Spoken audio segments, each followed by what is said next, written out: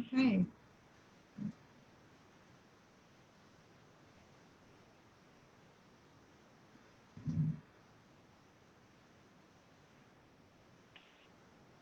It takes a few minutes to set it up here.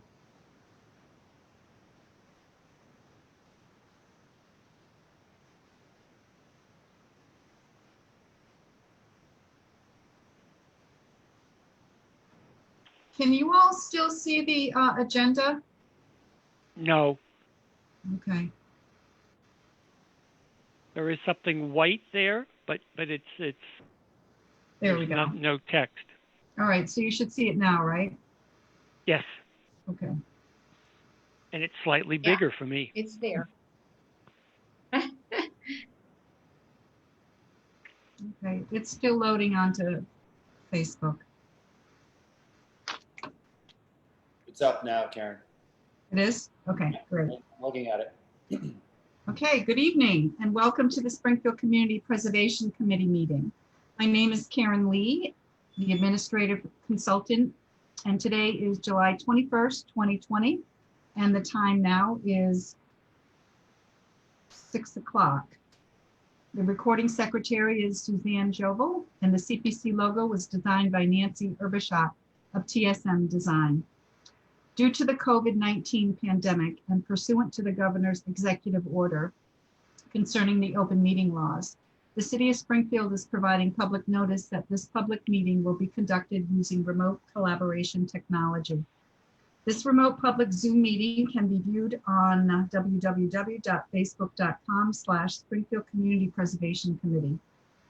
As a reminder of those participating in the Zoom call tonight, please make sure your mic is placed on mute until you are commenting.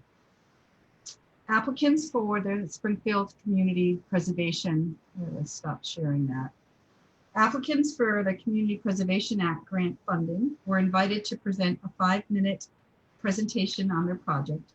And tonight, the Community Preservation Committee will meet to continue deliberations on the 25 projects. Thank you to everyone who submitted public comments on the proposed projects.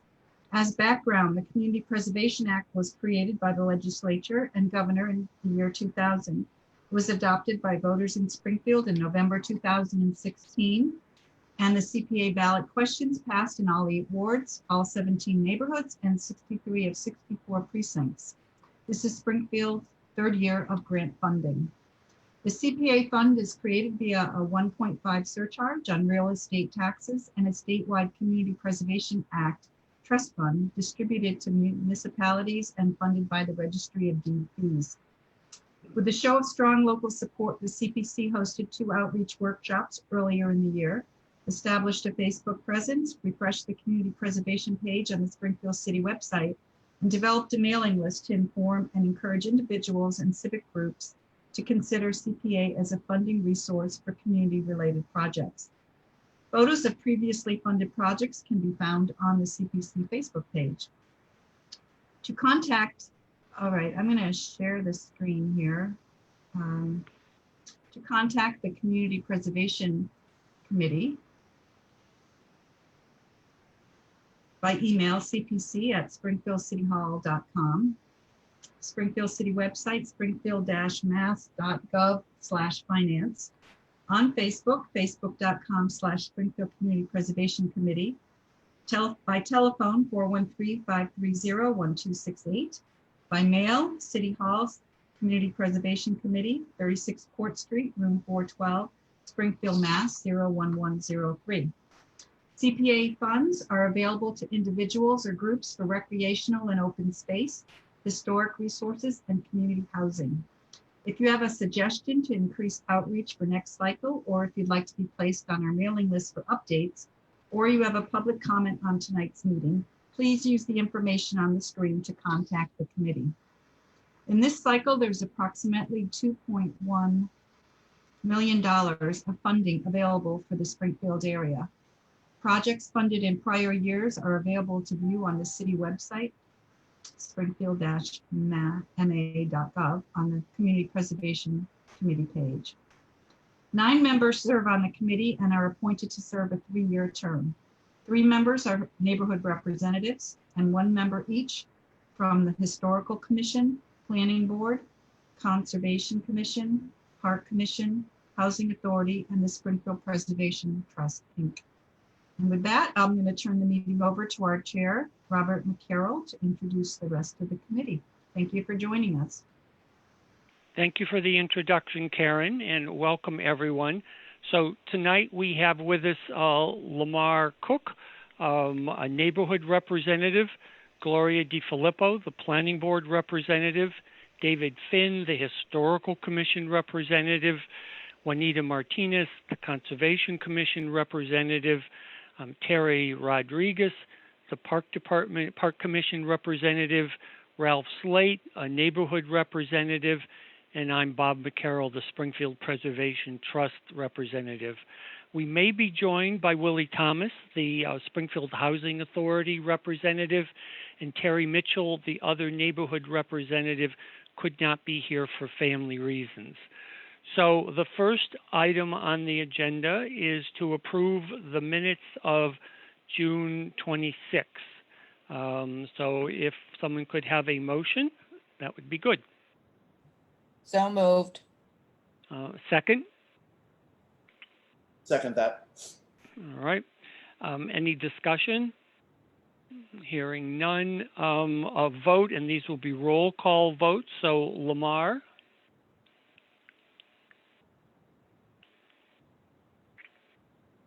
Lamar, you have to unmute yourself.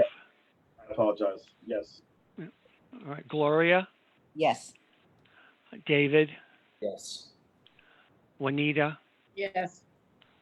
Terry Rodriguez? Yes. Ralph Slate? Yes. And Bob McCarroll, yes. So we have an update. Last night, the City Council approved our fiscal 21 budget. So we now have money to pay some of our bills. And the things that we will be paying is one, our minute taker, Suzanne, who submitted her time for our last meeting at the end of June, it didn't arrive until July when we didn't have a budget. So Suzanne, I will be getting your timesheet down for processing. We also agreed at a previous meeting that Karen will look into buying us an official Zoom account to get us through the next 6 months or however long we feel we need to have a Zoom. And lastly, we budgeted the money and it's now due the dues to the statewide coalition. The other thing that City Council did was they approved the increase in the reserves. If you remember that at the beginning of fiscal 20, so a year ago, we thought we were going to be taking in about $1.4 million, and we did our 10% reserves based on that, and we ended up coming up with a lot more money. So the reserves have been increased from 145,000 or whatever it was up to 192,621.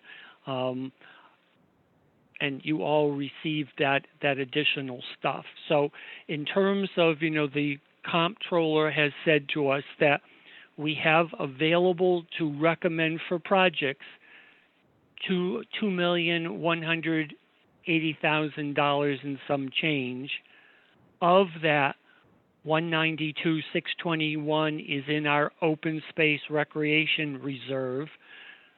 Another 192,621 is in the historic reserve. 36821 is in the community housing reserve because that's also where the returned money from the Mason Square apartments who decided not to accept their money is. And that leaves us with $1,427,466 in the undesignated fund balance account. And that account also includes the unallocated money from fiscal 18. So our grand total that we have, if we choose to recommend this year, is $2,000,001. So with that being said, we're going to start the discussion on the 2020 applications. What I want to do is give everyone an opportunity to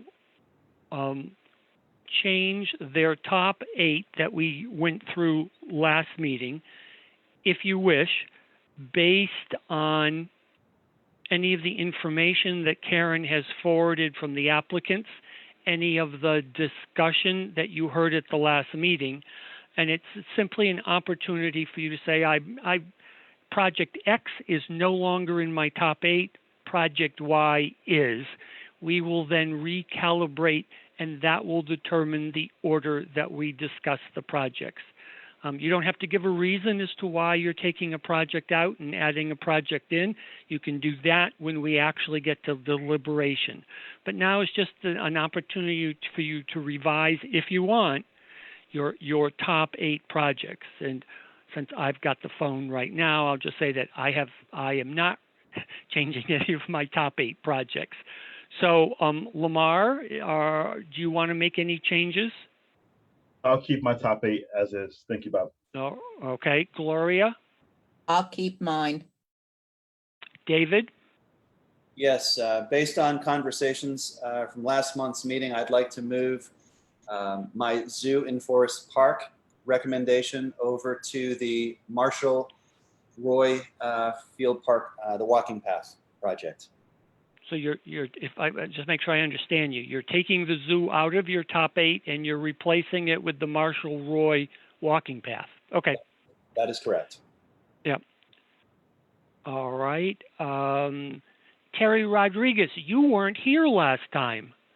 So I'm going to give you an opportunity. If you have your top 8, we'll put them up. Because once again, this only determines the order that we will discuss projects, and we will discuss them all. So Terry, do you have your top 8? Excuse me 1 second. I just pulled up this spreadsheet and I want to go back to what David said. Because you want me to transfer this information over to where the second round is here, right?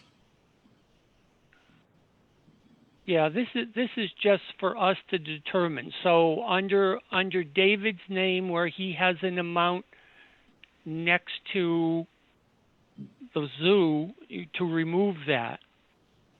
Okay, so hold on.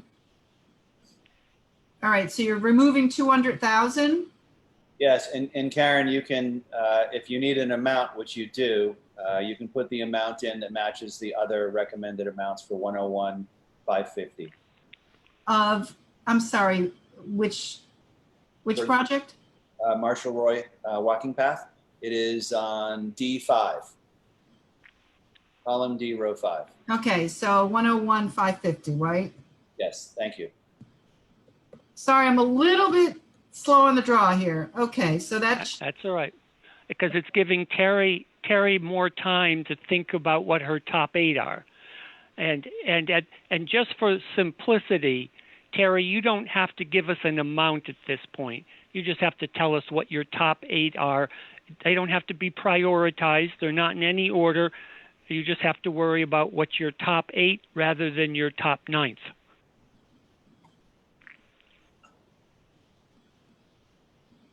And so, Karen, when she does, you can just put an asterisk to hold the spot rather than 1, 2, 3, 4, 5, you know. I asked you, can you continue with the others until at least give me a chance to finish? You are the last. Oh, I am? Okay. No, I haven't, Oh, Juanita? Oh, I'm sorry. Yeah, that's But I'm right. not And I making- haven't gone to I'm- Ralph. yeah, Yeah. I'm keeping my top 8. Okay. You're right. And then there's Ralph. Yeah, I am also going to keep my top 8. Okay. Did you So get we'll- that? 1, 2, just- 3, 4, 5, Okay. 7.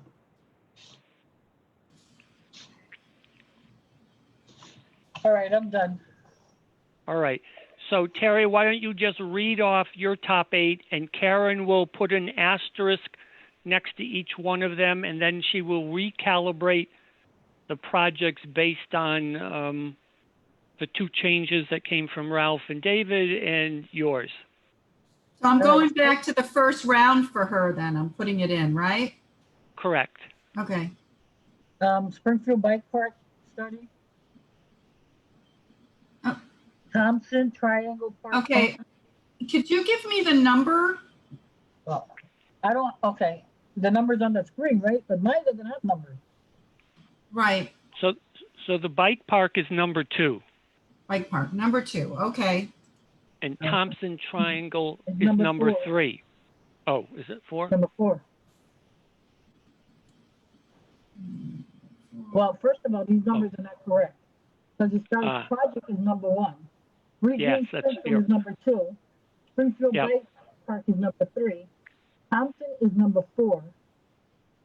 I'm going to pick Marshall Roy, which is number 5. Duggan Park is number 6.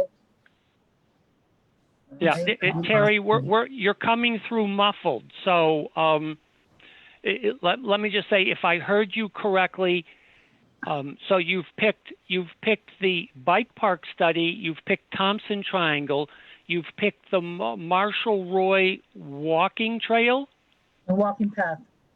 yeah, and you've picked Duggan Park. Yep. Okay, so go on. Forest Park Aquatics, which is number 8. Oh, The gazebo? Yes. yes. Okay. And then Highland Heritage Trail, which is number 19. And number 14, which is Marshall Roy Splash Pool. Thank you. Yeah, Marshall Royce. And what was number 19? I didn't hear. Number 19 was Highland Heritage Rail Trails. Oh, the Heritage Rail Trail. Okay. Okay, I only have 7 here. You only have 7. 1, 2, 3, 4, 5, 6, 7, 8. Okay, so we missed one. Let's read them again. Springfield Bike Park Study. Thompson. This is really small. I'm struggling because I can't see them. Marshall Roy, Walking Path, Duggan Park, Forest Park, the gazebo. Heritage Trail. Oh, Heritage Trail. That's what I was missing. No, Okay. I have that. I have that. Did you have Marshall Roy spray pool? The spray pool, yes. Okay, so that's 2. Forest Park gazebo is 3. Duggan is 4. Marshall Road is 5. Thompson is 6. And okay, you're right. There's only. All right, the other one I'm gonna pick is the Loon Pond feasible study. The feasibility study. I'm sorry, the what feasibility study? Okay, the Loon Pond. Loon Pond. What number? Okay, hold on. Loon Pond is number 12. Loon Well- Pond is 12. Thank you. Long time. Okay, so while Karen is retallying them, what we're going to be doing tonight is going through a series of motions, working our way from the projects that had the most responses down through the least responses. And so what I would like is, first we will have, starting with the top project, a motion to fund, a second, a discussion, and then a vote. If that is a successful vote, then there will be the motion as to how much and the source of the money. Now, keep in mind that we need to say where the source is. Is it coming out of the historic reserve, the open space reserve, the housing reserve, or the designated reserve? And Karen will be acting as the bookkeeper to make sure that we're not spending too much out of those accounts. And clearly, for the first beginning of the first few open space projects, the first few historic projects, the first few housing projects, we should take it out of the reserve, because that money can only be used for those specific activities. versus the undesignated fund, which we can use over any of the three. And then we will have a motion on conditions that we're going to be applying to it. And if it's a project that doesn't get funded, we'll have a motion on contacts. As we're thinking about this, here are, I think, the standard conditions that we should be applying in general, so we don't have to be repeating them with every single project. Studies should carry a CPA acknowledgement on the cover page. Construction projects should carry a temporary banner recognizing CPA to be provided and have permanent smaller sign or plaque upon completion to be designed. Work to historic resources must meet the Secretary of the Interior standards and be reviewed by the committee. The committee must be notified if contingency funds are accessed. Work to be completed by November 30th, 2021, unless otherwise noted. And any funds not used should be returned to the CPC. So perhaps once again, while Karen's doing her calculation, if we could have a motion to adopt those as the general conditions that will go with all the grants, and then we have fewer conditions we'll have to be adding when we get to specific projects. So moved. All right, second? Second? Thank you. Any discussion? So, roll call vote. Lamar, Yes. Gloria, Yes. David, Yes. Juanita, Yes. Terry, yes, Ralph, Yes. and Bob is yes. All right. So, Karen, have you gotten the new order? Almost.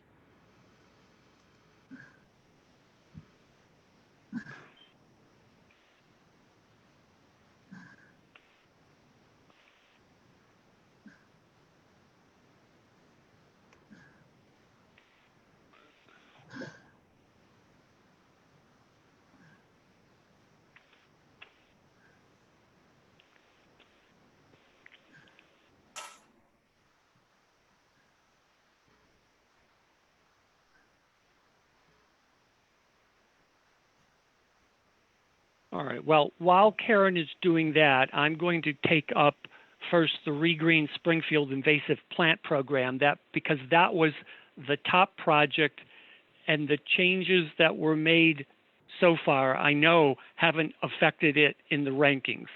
So I'll look for a motion to recommend funding, followed by a second, and then we'll have discussion. I make a motion to recommend funding for Regreen Springfield. Thank you. Second. Second? Gloria, thank you. I All second right. it. So any discussion?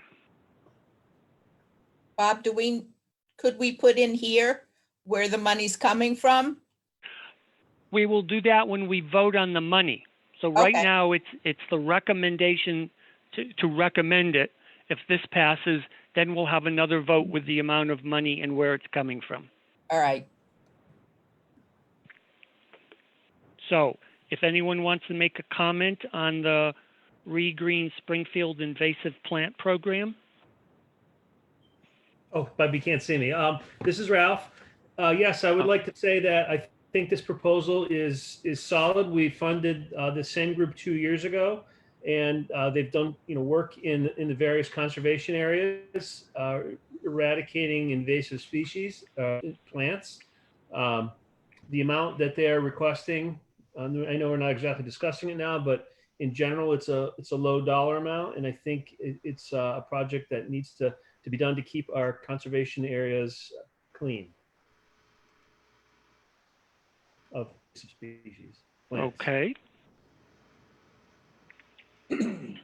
Anyone else want to make a copy or a comment before we? And this is Juanita. I agree with Ralph. This is a solid project. Okay. If no other comments, we will have the vote. So Lamar, Yes. Gloria, Yes. David, Yes. Juanita, Yes. Terry, yes, Ralph, Yes. and Bob is a yes. So now I would look forward to a motion as to how much, and if you would, in the motion, say that it is to come from the reserve for open and recreation. I'll make a motion to approve the amount of $40,635 to come from the category of open space and recreation for the Green Springfield Invasive Plant Program. second, Okay. Any discussion? No. So, Lamar, Yes. Gloria, Yes. David, Yes. Juanita, Yes. Terry, yes, Ralph, Yes. Bob is yes. So now we come to conditions. The only condition that I would put on it is similar to what we did 2 years ago when we funded them. We said we really wanted them to focus on areas that we already were putting CPA money. And from 2 years ago, it was the Riverwalk, Abbey Brook, Delta Hills, White Cedar Bog, Garvey Promontory, and we asked for McKnight Glen as well. We may want to add in Marshall Roy and Duggan Park, since those are projects this year. Whether we're funding them yet not, or not, we don't know yet.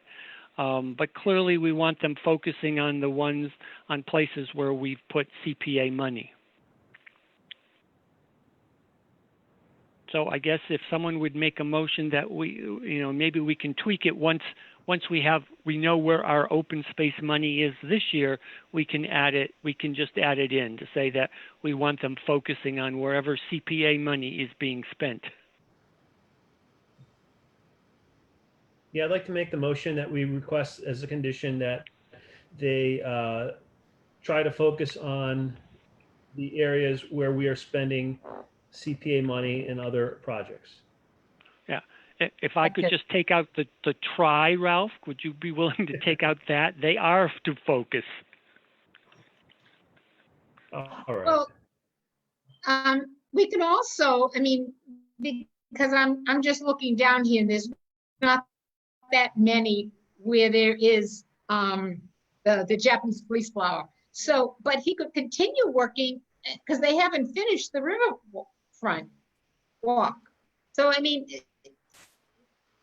he could continue working there because that's still one of our, it was a project we funded, but it can still work on that area, because I'm just looking down here. There's really not, I don't see actually any that has the fleece flower. So, I said the word try deliberately because I felt as though I'm not necessarily qualified to know where the best bang for the buck is. But for example, if they have like a small amount of invasive plants near the Marshall Roy Field, but it's better to focus their efforts on something in a different place because it's out of control, or that's why I used the word try. It was sort of more of a recommendation rather than a mandate. mhm, Okay. All right. mhm. Fine. I mean, and to continue the Riverwalk, because there's still so much of it there. Okay. So the motion is that they should be trying to focus on the areas that we are spending CPA money in, including the Riverwalk. Right, All right. So, right. all right. So unless anyone has another condition they wanted to add, we'll take the vote. So I see no hands up. So Lamar, Yes. Gloria, Yes. David, Yes. Juanita, Yes, Terry, yes, Ralph, Yes. and Bob is also a yes.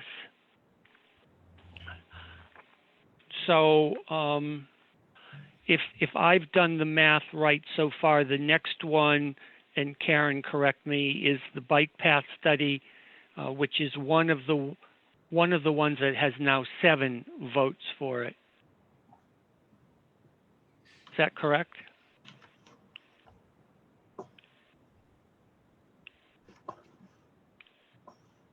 Sorry, yes. Okay, yeah, because I will not be able to read that screen. It's too small for me. So just make sure that I don't skip over one because I failed to mark down on my paper copy here all of Terry's changes. So, okay. So Bob, I have a question. So the Regreen voted to allocate now do you want me to fill in this spreadsheet as we go along? I don't, well, which spreadsheet are you talking about? Are you looking at it now? This It's project allocations? Oh, yes. Yeah, I mean, you should be subtracting because at some point we need to know how much have we taken out of the reserves. Okay, it automatically subtracts. So if you look at the bottom blue where the balance is, you can see that. No, I cannot read that at all. So you need to tell me what the figure is. Can anyone read it? Yeah, I can read it. Yes. So please update if you would. Okay, so 192,621 available in open space, and we subtracted 40,635, and that leaves a balance in the open space account of 151,986. Perfect. Okay, that's what we're doing. Thank you. Okay. So the next project is the Springfield Bike Park Study. So if someone wants to make a motion. I make a motion that we approve the Springfield Bike Park study. Okay, second, Second.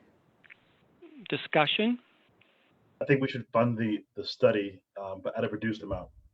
We were able to do the dog park last year, I believe was for $40,000.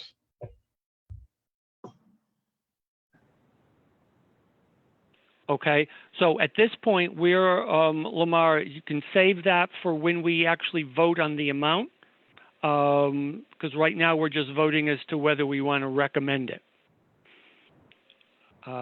Any other comments from people? So hearing or seeing no hands and hearing no one, the motion is simply to recommend funding. Lamar? Yes. Gloria? Yes. David? Yes. Juanita? Yes. Terry? Yes. Ralph? Yes. Bob is yes. So now the motion is how much to fund them. So I'll accept a motion from somebody. And if whatever is made the motion, assuming it is seconded, then there will be a discussion on the motion. There can be an amendment offered to either increase it or to decrease it, in which case there's then a discussion and a vote on the amendment. And then if the amendment passes, that's what we ultimately are voting for as a funding recommendation. If the amendment fails, it goes back to whatever the original motion was. Bob, if I could just say to address Lamar, the dog park feasibility study last year was 50,000. 80,000 from about 80,000 was the initial request. So they were able to do it for 30,000, I believe, less than what we had requested. They asked for 75,000 and 50,000 was awarded. I just think personally, a lot of these study numbers are inflated and we're tossing money away. So last year we saved us up 25,000 by offering less. Maybe we can do the same this year. All right. Well, what we need first a motion so we can discuss a motion. So would someone willing to make a motion? Sure, I'll make a motion that we fund the Springfield Bike Park study to the amount of $80,000. I second it. Okay. All right. So that's the motion. There can be discussion. Lamar, you can make a motion to amend it, and then there will be discussion on your amendment. I'd like to make a motion to amend the Springfield Bike Park study to $50,000. Okay. Is there a second to that motion? How much was that? How much? 5-0. 50. 50. Lamar's, 50,000 is what Lamar wants to amend it down to. I'll second that. All right. So there's now a second on the amendment. So now there is discussion on the amendment. The amendment is to recommend 50,000 as opposed to the original original motion, which was 80,000. So I think it's a reasonable request. My question is, how do we determine how much the study should cost? It's a little confusing to me. They asked for 80. Last year they asked for 75 for the dog park study. I'm not sure. Have they actually completed the dog park study? And did they do it for 50, or did they get 25 from the city budget somehow? And I don't know the answer to any of those questions. To my knowledge, it's not completed. The dog park study. Terry, would you What was the know? cost supplemented, Karen? Do we know that? I'm sorry, say again? Sorry, was the cost supplemented by the city budget? Or was the money we allocated enough? I think that was the only money that was going to be used. I can check with Laura Walsh, though. I'll do that now. Terry Rodriguez, do you know? No, I haven't heard anything about it. They haven't come before the park commission neither. Okay. Okay. So, and let me just say this as part of the overall discussion. We don't have to make all of our decisions tonight. Whatever we don't make tonight, we will do in August. So if there are indeed questions that the committee feels need to be answered before we go further, then there can be a motion to table. And then there is a vote on that. But at least at this point, what we have is a discussion on the amendment to recommend $50,000. I make a motion that we table this until we get further information on the other study. Okay. Any, I guess, my parliamentary procedure is not good. I think that tabling needs a second, but it is not debatable. So I need a second to table. I'll second that.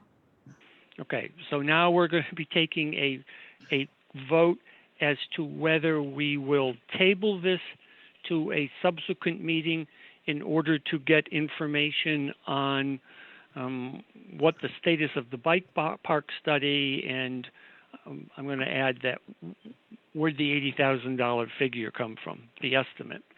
So Lamar? Yes, just quick question. So are we going to hold the $80,000, just hold it from the budget so we don't spend that money, or how does that work for us? Yeah, I think so. That's a very good suggestion, Lamar. I'm wondering whether it may make sense, because there may be other projects that we might be interested in, that we put the money in the spreadsheet, but we keep in mind that we haven't made a decision yet, but it will let us know whether we've outspent certain areas. I agree with that. That makes sense. Makes sense. Okay. So Lamar was a yes to table. Gloria? Yes. David? Yes. Juanita? Yes. Terry? Yes. Ralph? No. No. Bob is yes. So Karen, put in, just as a placeholder, put in the 80,000, and it would be obviously coming out of open space and recreation.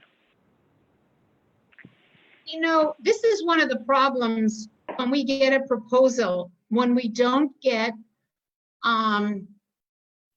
a figure from the person who was going to do the job.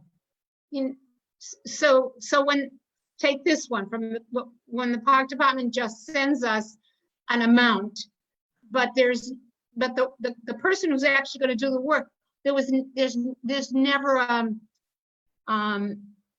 any paperwork. Well, they Well, I must think have to part put of- that out to bid.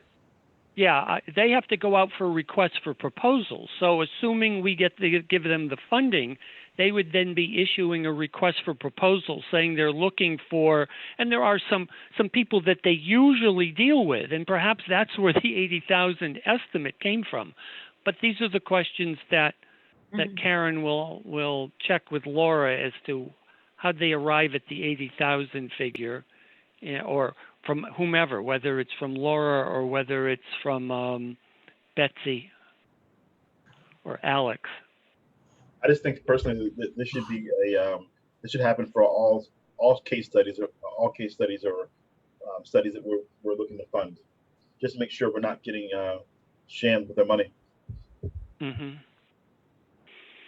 Yeah, I would agree, Bob. There's a couple of categories, i.e. number 5 and 7 on this particular proposal that I, just coming from an estimating background, would question. So if we had some clarity on that, maybe it doesn't have to be the exact proposal to the city, but at least some clarity around how that figure is arrived, I should say, that would be very helpful, particularly for studies. Okay. Karen, have you noted that on number 5 and 7 in the application? Not in the spreadsheet, in the application.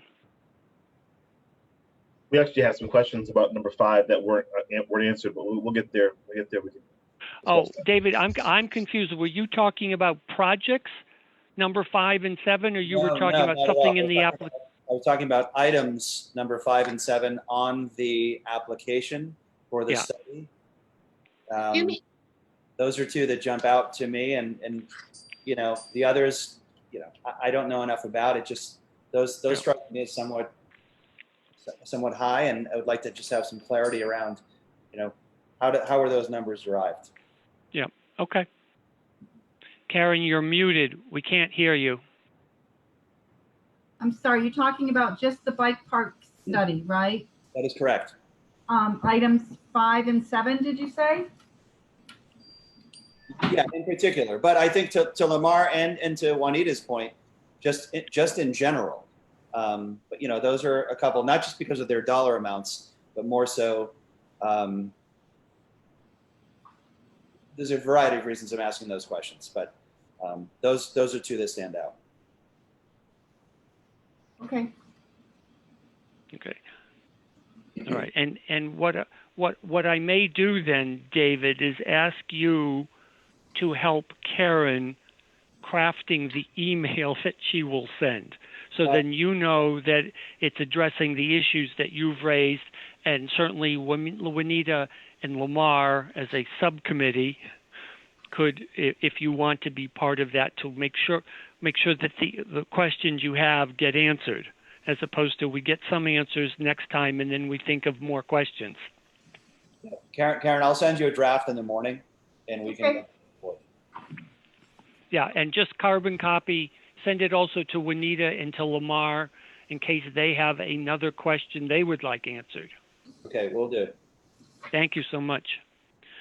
Okay, moving on. The next one is the Thompson Triangle Park Fountain. So a motion to fund. I make a motion, we fund the Thompson Triangle Fountain. Second. I'd second that. Second by David. Discussion, anyone? Well, I'd like to say, I think that the Thompson Triangle is an important, it's an important area in the McKnight neighborhood. It's really a focal point, and I think that the fountain in particular neighborhood is, although it's not historic, I think it's recreational, I think it's a key feature in that particular area, and the dollar amount is not very large in general. $46,000 is what they're requesting. So I think it's a reasonable proposal. Okay. Anyone else? I just add to that, it's somewhat similar to the Atwater Park project that we funded at a reduced amount last year. So, we supported that. So I would be in favor of this as well. Okay. Any other comments? All right, we go to a vote. Lamar, Yes. Gloria, Yes. David, Yes. Juanita, Yes, Terry, yes, Ralph, Yes. and Bob is a yes. So now a motion, and I guess what I would suggest is the motion, but that we take this out of open space and recreation, because this particular, the fountain itself, only dates from the 1980s. So I don't think the fountain is a historic resource, but clearly it is the focal point of this very important open space in a historic district. So I'd like to move that we recommend for funding at $46,000 as requested for the Thompson Triangle Park Fountain. Second. Okay, and the motion is to take it out of open space and recreation, correct? Yes. right. Yes. Okay. Any discussion? All right. A vote. Lamar, Yes. Gloria, Yes. David, Yes. Juanita, Yes, Terry, yes, Ralph, Yes. and Bob is a yes.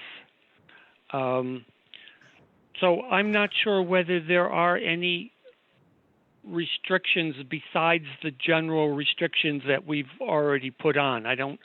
Nothing comes to my mind. Does anyone else have a restriction that they feel, or a condition that we feel we need to put on this grant? No? Hearing none, we will then move on.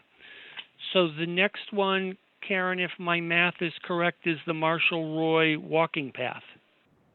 we didn't vote on whether the full amount, did we, or did that, Was Don't the we full have to- amount? don't we have to vote on the money for? Oh, did I skip that? I may have. Yeah, I think we What have did to you vote on how much, How much money? Oh, so I may have skipped No. on that motion. So just So my motion was. No, Ralph's motion included that. did it include the amount of money? yeah, I did. Yes. Oh, okay, Yeah. okay, good. okay. So the next one, unless I've done it wrong, is the Marshall Roy walking path. Right. Someone want to make a motion? I make a motion that we accept the Marshall Roy View walking path. Okay, second. I'll second it. Okay. Discussion.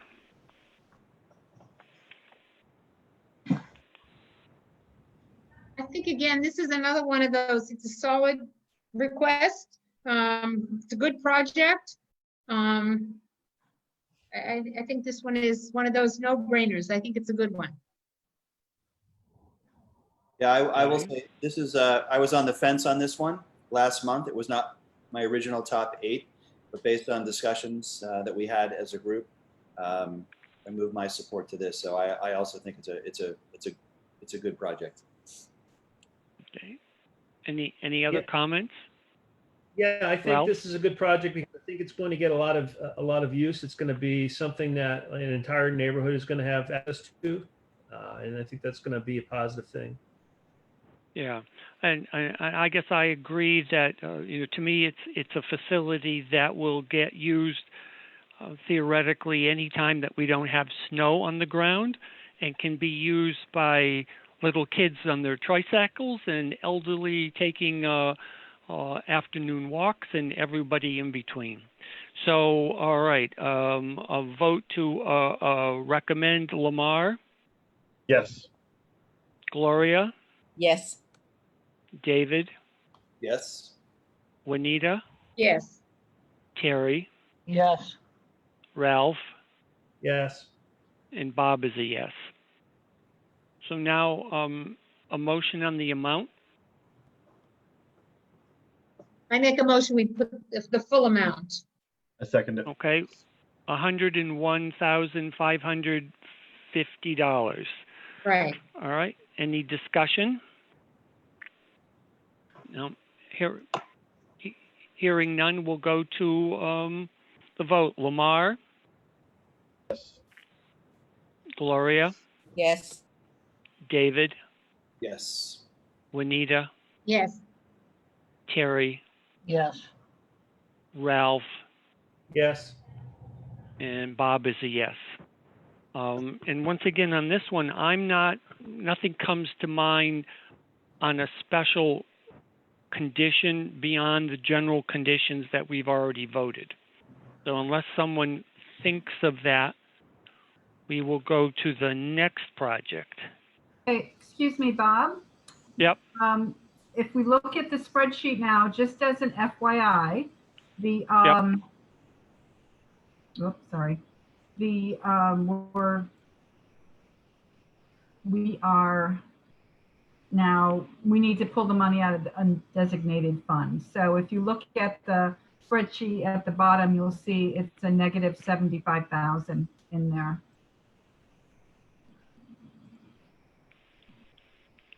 Oh, So should we hold the 80 in the undesignated fund and then slide it over? yeah. Let's just take out the 80,000 that we haven't allocated. Okay. Put it in undesignated. Do you want the 80 in the undesignated? Oh yeah, that's a good idea because then we know.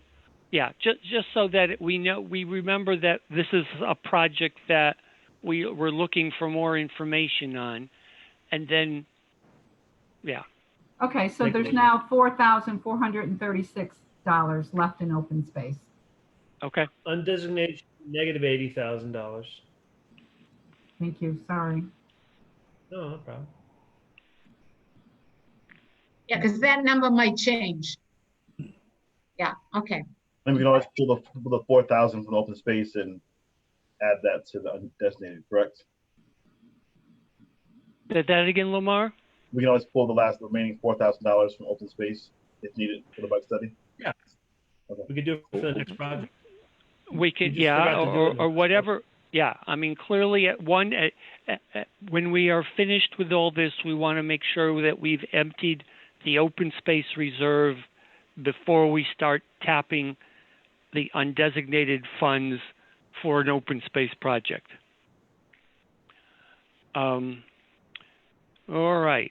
So the next project is Duggan Park. So I'll accept a motion to fund. I'll make a motion to fund the Duggan Park project.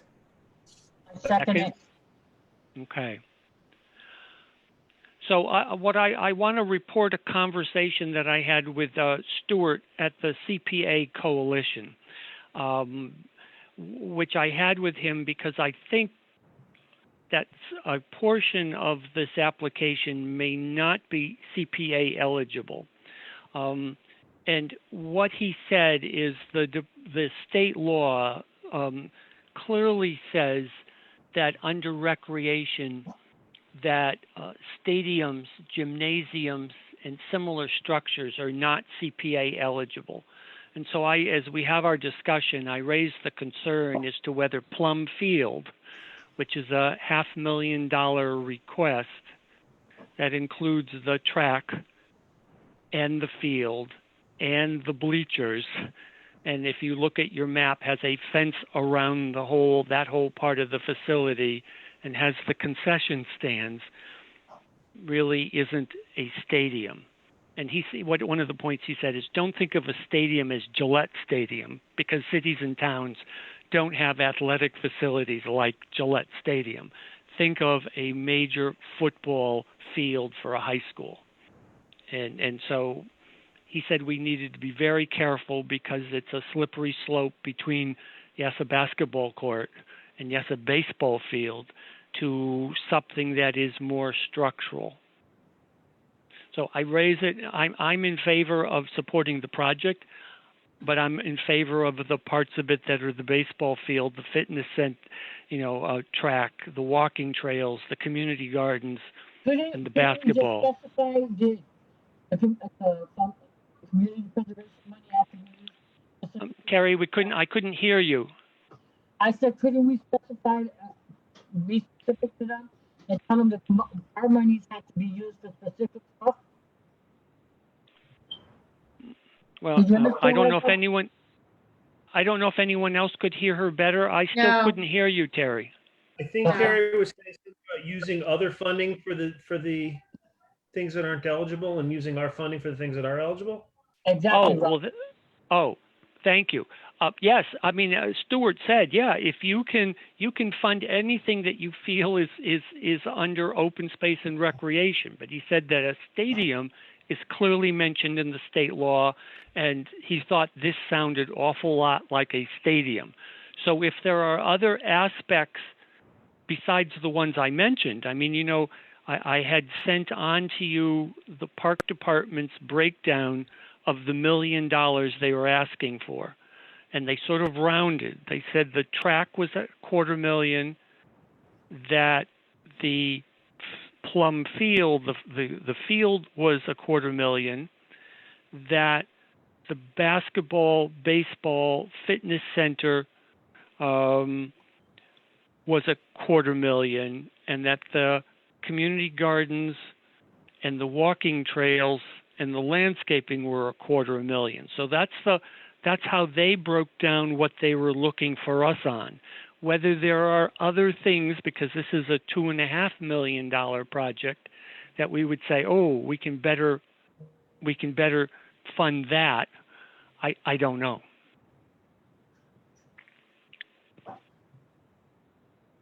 I still think that if we ask for specifics, we can ask them for specifics, saying, okay, what are you gonna do with the money from CPA? And then let them list exactly what they're gonna do. I think we should be covered if we get a list. So, Well, Bob, on a separate note, can we discuss? So this is the first time that we've been faced with a bonding issue, right? This is the one that we were talking about bonding out rather than spending $1 million right out of this year's budget, correct? Correct. Can we discuss that a little bit, I guess? So you sent out the funding and you were basing it on a $2.5 million project. And I think that I don't have it in front of me right now, but I think that the numbers were. Yeah, the numbers. So the budget office gave us two scenarios, and obviously they are theoretical because you don't know what bonds are selling for until you actually sell them. But it was basically a 15-year bond and a 20-year bond, and the 15-year bond, and it varies every year. I'm not sure why, but it hovered around $155,000 for the $2.5 million bond. And so I'm assuming that our share of that is 40%, because $1 million, if we were to give up to $1 million, $1 million is 40% of $2.5 million. So I'm thinking that for the 15-year bond, no, let me think about this. I'm getting my time period mixed up. I think the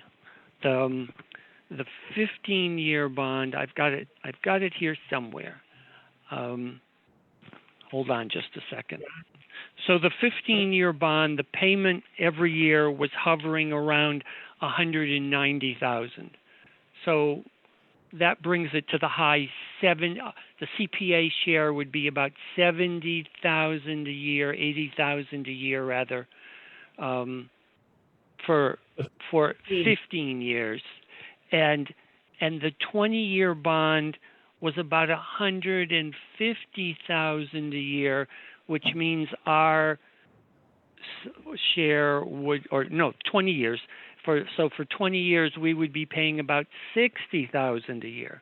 So that's the range if we were bonding as part of a $1 million project. 40, what am I saying? About 40 million if it's a 15-year project. No, 60 if it's a 15-year project, and up to 80 if it's a, no, I'm getting this all mixed up. 80 if it's the 15-year project, and 40 if it's the 20-year, 60 if it's the 20-year project. Juanita? Yeah, so I guess that's assuming that every year, right off the bat, we have to take that money off what we will be giving out. Oh, absolutely. Right. Oh, absolutely. It is a commitment that comes right off the top of whatever the CPA amount is every year for the life of that bond. Bob? So, yeah. It's yeah. Gloria. Yep. I didn't vote for this particular project, not because I didn't like it, and I understood what they wanted. I am just totally confused on the amount. I have reservations about having to commit a certain amount of money every year for the project. And my question now is, if the committee decides to fund this, and they decide to fund it at less than the requested amount, because we're not sure that we can pay for what they're asking for in certain areas, will they still be able to go out for the bond? In other words, do they need us to commit to the amount they've requested for this to move forward? Well, and that's a question we'd have to ask them. I mean, if you remember, Plum Field was the sports field for the city sports teams behind the old Putnam Vocational. And that's where they built the new Putnam Vocational. And this is, in a sense, a replacement for that facility. So whether, we are the easy ask, and if by some chance we say, no, we're willing to help with the community gardens and the basketball court, but we're not paying for all of this, whether then the city on its side decides they're going to come up with money and be responsible for the bond issue, I don't know. So I don't know whether our money is the deal breaker or whether we are the hopeful easy ask. I think that the money that they're gonna get from the Patriots organization is continuing upon that we come up with the other monies.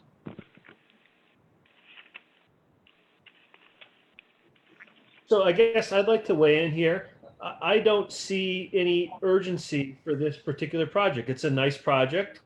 If all money was free, it would be a fantastic project. But bonding is a fairly serious thing to do, and we would be basically taking off $80,000 or so for the next 15 to 20 years. And yeah, we can do that, but I don't see any urgency to do that.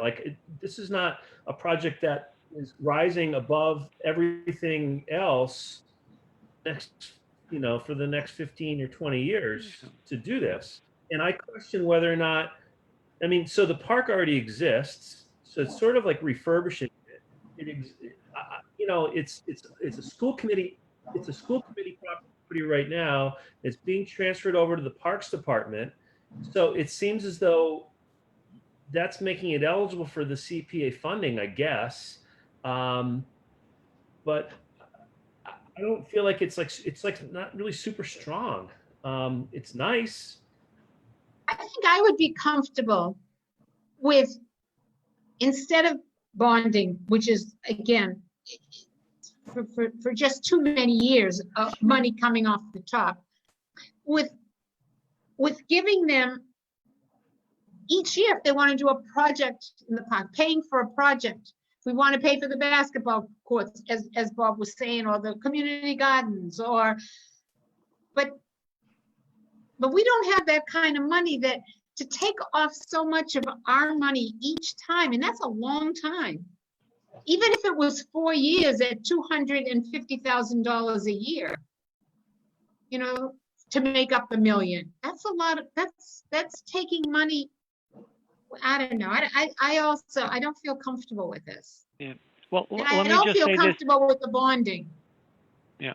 So let me just say this, two things. One is Stuart has a half an hour or so presentation workshop he gives to CPA communities that are thinking of undertaking bonding. So it's sort of a primer for us. And he said he would be happy if we can find a time that works for him and at least works for doesn't have to be everyone on the committee, but works for some of us. He will do a remote meeting that sort of gives us the ABCs on bonding, which would be good that we know even if we don't do anything with this particular project. So that's one. And secondly is, we cannot, other than bonding, we cannot commit CPA money beyond this year. So we could certainly say this year we're willing to give you $250,000 to do the basketball court and the baseball field. Reapply next year and maybe we'll give you money. But we can't say to them, oh, come back next year and we will give you another 250. Because if all of us got hit by a bus one day and there's a brand new committee here next year, we can't speak for next year's committee in that sense. So, we have a variety of options. Yep. Go on, Juanita.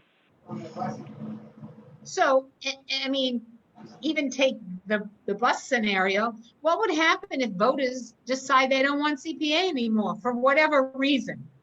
Then what happens to that bond? Well, I think, so I hear, this is what I think happens, but I would defer to Stuart.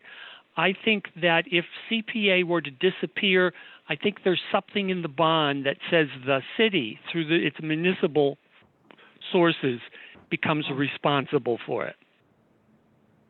Can I just say something, Bob? The email that was sent to everyone labeled Springfield Duggan Park, it does have all the bond information there. So I just want to make sure everyone did receive that email. And there is a section about the city or town accepting outlines the section 11 on what you're discussing. So I don't know. Just wanted to let you know in case you want to review that again. Yeah. I mean, Well, so I'm going to say we have a couple of options. We can either decide we want to fund it and fund it for a certain amount this year. We can decide that we want to bond it and do a certain amount of things. We can certainly table it and have a discussion at it at a next meeting. And in the meanwhile, what we can do is say to if the rest of the committee agrees that Plum Field sounds like a stadium and stadiums are specifically banned in the state law, then we can inform the park department that we may be interested in participating, but nothing to do with Plum Field. So I just want to say this. I have had, since we had them present to us, sort of concern about, whether this is something that should be a city-funded endeavor rather than a CPA-funded endeavor. I mean, this is a park that is current. Let's call it park. Ralph, you're breaking up. That currently exists. Oh, I'm sorry. Can you hear me? Now we can. Yep. Okay, so my question is whether this should be a city-funded project rather than a CPA-funded project. This is an open space area that currently exists, and it is currently attached to a school. But as far as I understand, it's open to the public. There's already a track there, isn't there? I mean, I know it's not they want to rebuild it, but isn't there already a track there? Yes. Yeah, if you look at the aerial in the application, it has an aerial. You can see a track oval there, and you can see a baseball diamond there. I don't see basketball there, but So this in general sounds to me like, and I know that there's some some hair splitting as to the fact that the school department owns it versus the parks department owning it, but it sounds almost like it's just, hey, we've got an open space area, we need to refurbish it, and we're gonna, instead of budgeting out of the city budget, we're gonna ask the CPA for the funding. It doesn't seem like it's really any icing on the cake, so to speak. This just sort of seems like something that the city should be doing regardless of whether we had CPA. If we didn't have CPA, I imagine that this would probably get funded. And, I know there's no infinite pot of money, but it would have replaced something else. I just don't really feel like this is a CPA project. yeah. Well, I certainly, I guess I share that concern, Ralph, when it comes to certainly the Plum Field. I don't know whether, if the city had to pay for it, whether the walking trails that go into the abutting conservation area or the community garden would be part of it, or so there could be some give or take there. I agree with what Ralph has said. I am just very uncomfortable with the bonding and securing it for any length of time. I think the project in short strokes has merit because there really isn't a park up in 16 acres that I know of. So if they came back and said, well, we'll just do a basketball court or something like that, I would be in favor of that, but not the way it was presented. Yeah. Bob, one thing I would also like to add to this is, this comes from, Pat Sullivan's group, and I think this could be a good opportunity to sort of use this as a teaching moment. When you come before us, that you bring us projects that truly are CPA applicable. They know better, and I go back to what Juanita was talking about.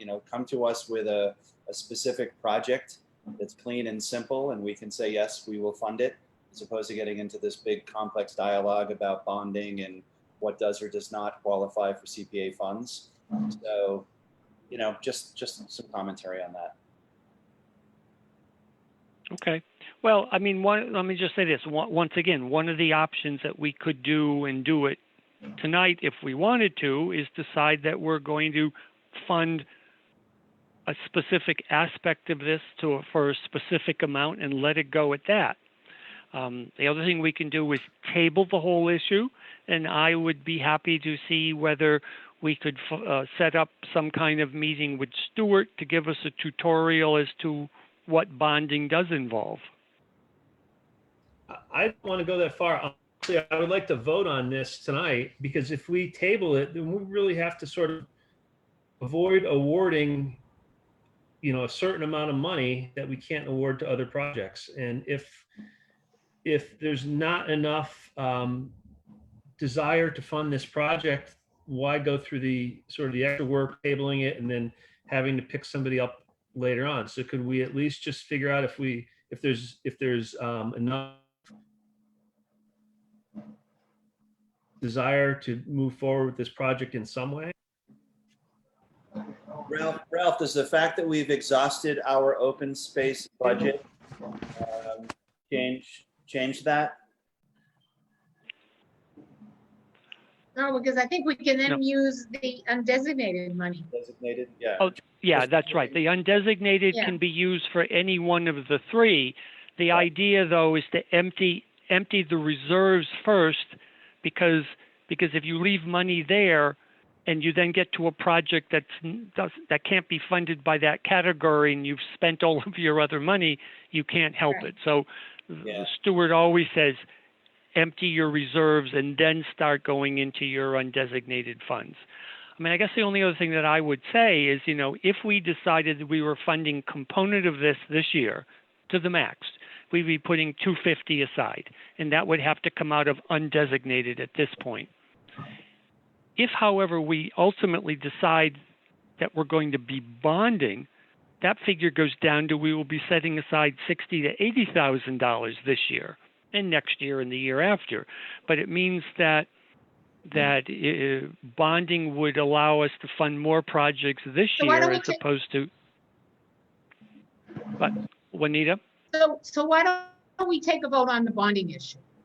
And then we can go from there. So if we decide yes or no, suppose we decide no on the bonding, then we can decide, do we want to spend some of the money, like even if we spent the 250,000 this year on specific, like the basketball courts, I don't know how much all that costs, but a specific items.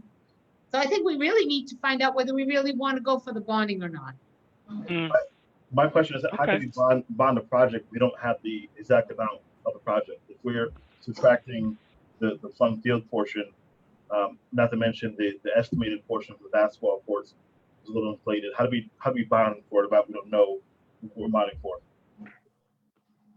We'd have to find out from them. I mean,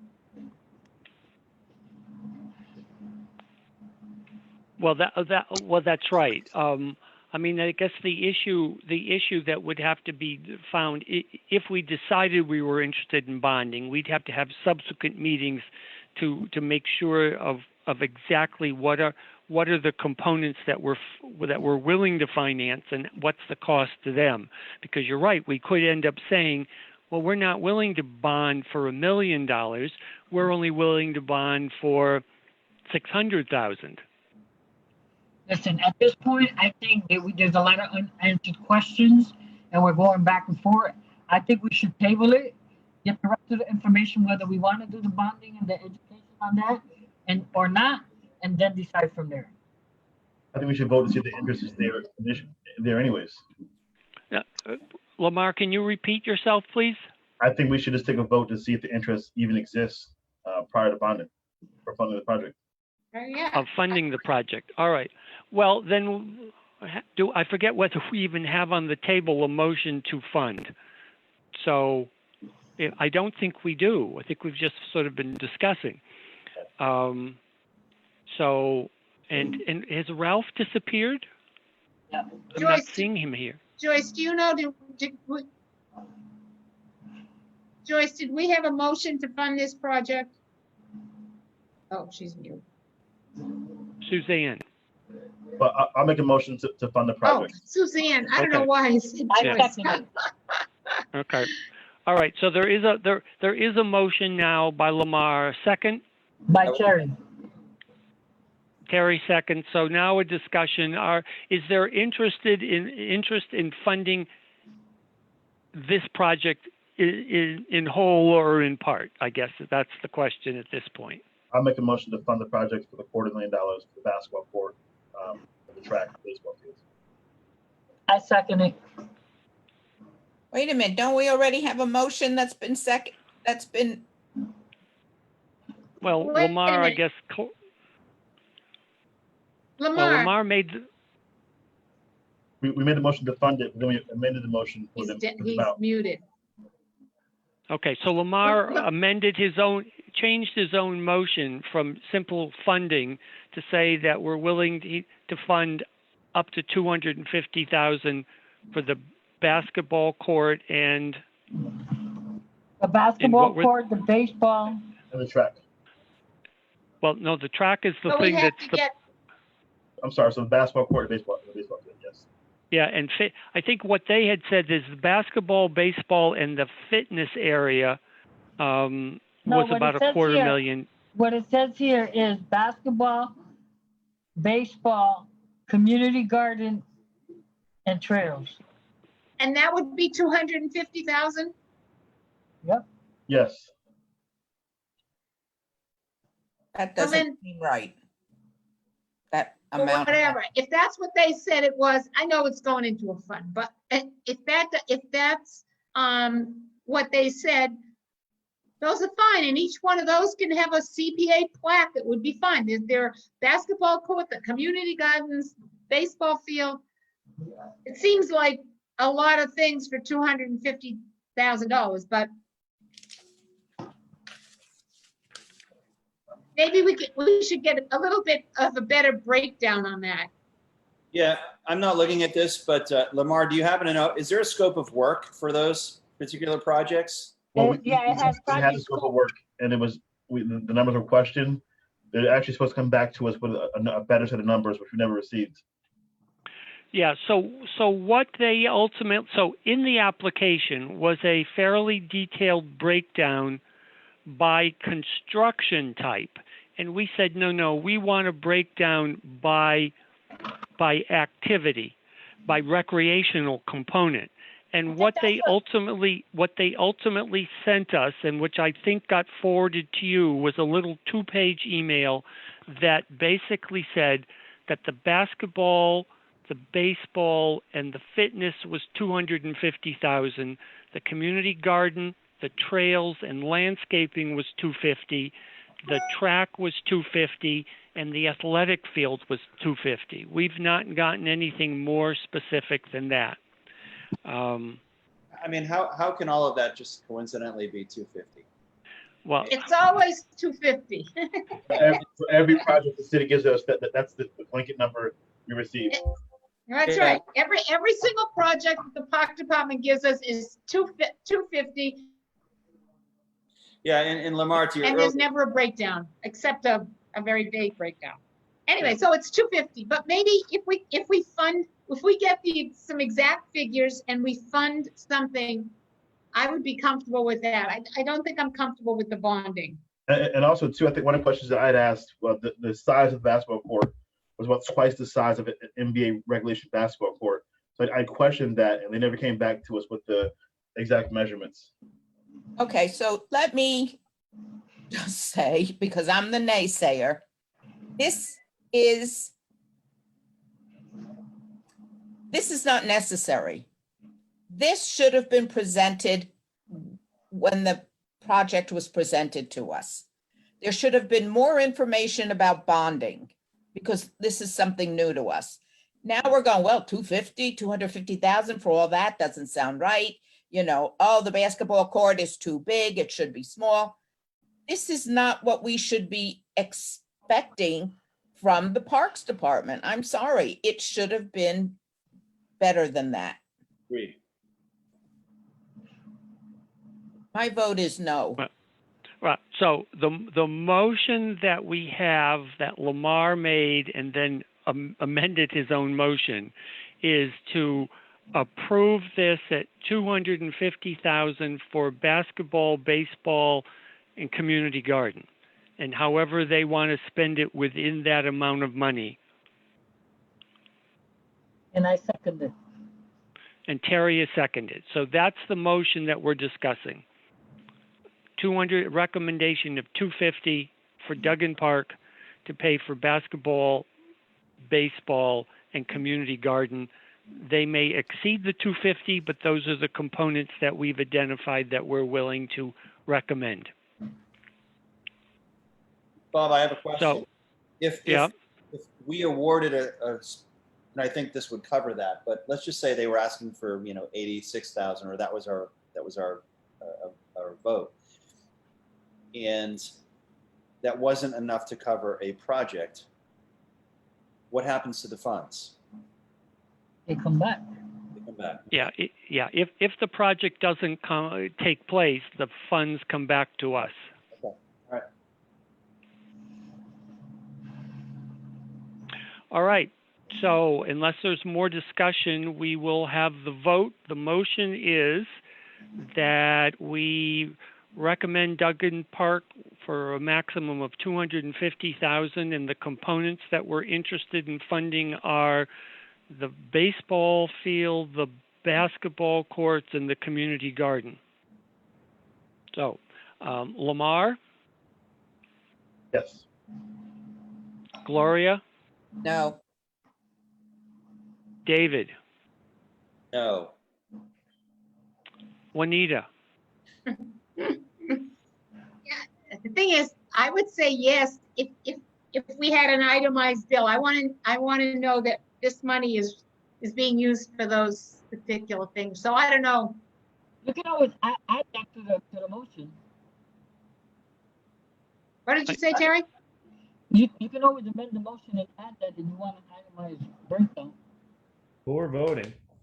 Yeah, we're at this point, we're Okay. voting. Yes. We can put it in as a condition afterwards. Okay, so I'm gonna say yes. All right. Terry, Yes. Ralph, No. Bob is yes. So I think that there were 4 yeses and 3 nos. Is that Yeah. correct? So the motion passes. So I guess the condition that we should say is we want specific budget breakdowns for these 3 components: baseball field, basketball court, and community garden. And the But we other don't want, condition, oh, go on, Juanita. no, but we want an itemized quote from whoever's gonna do the work.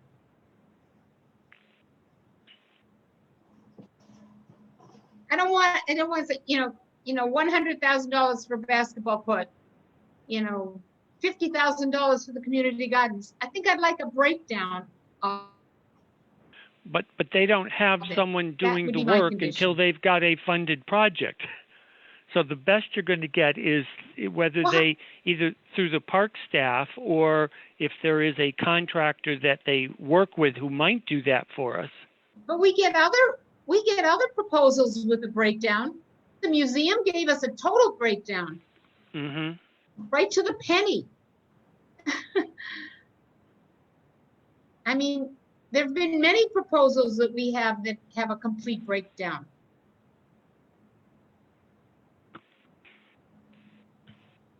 Well, we can certainly ask for it. So what is the wording that you prefer to use, Juanita, so it can be part of the motion?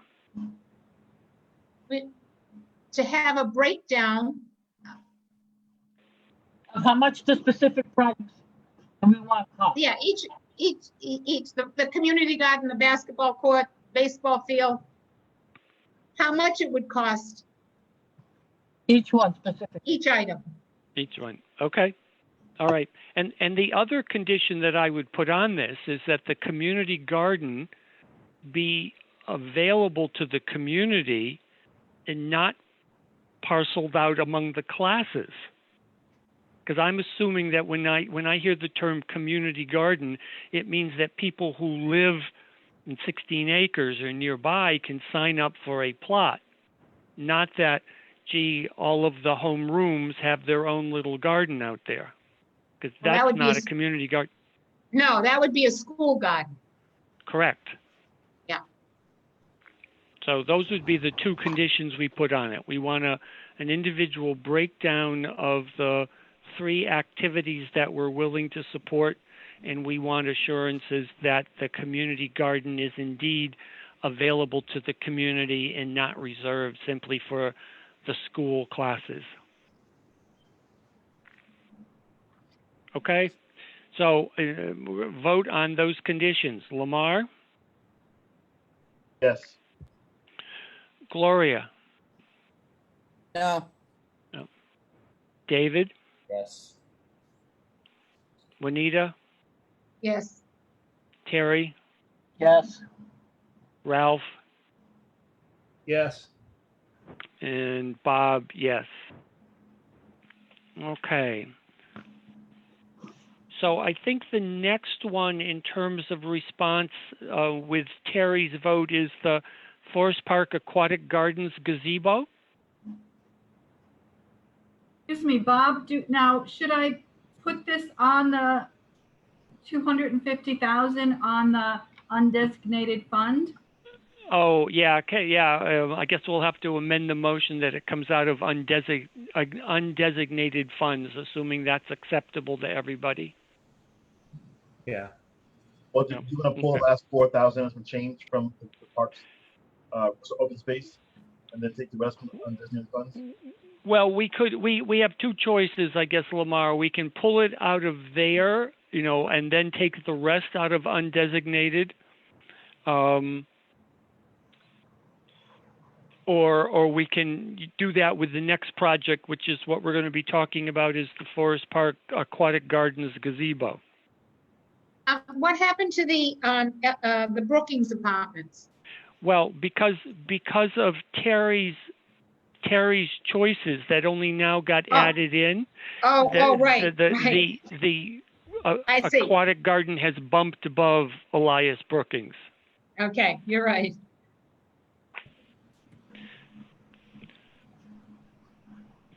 So unless folks have a problem with it, we're going to leave the 400,000 in the 4,000 in open space until we come to another project that we fund out of that account.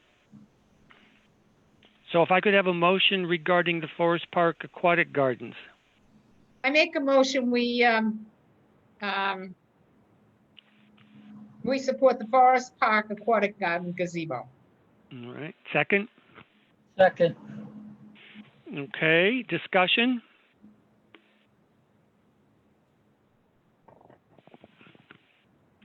Yeah, I think that this is a big, a good project that's going to have a lot of visibility.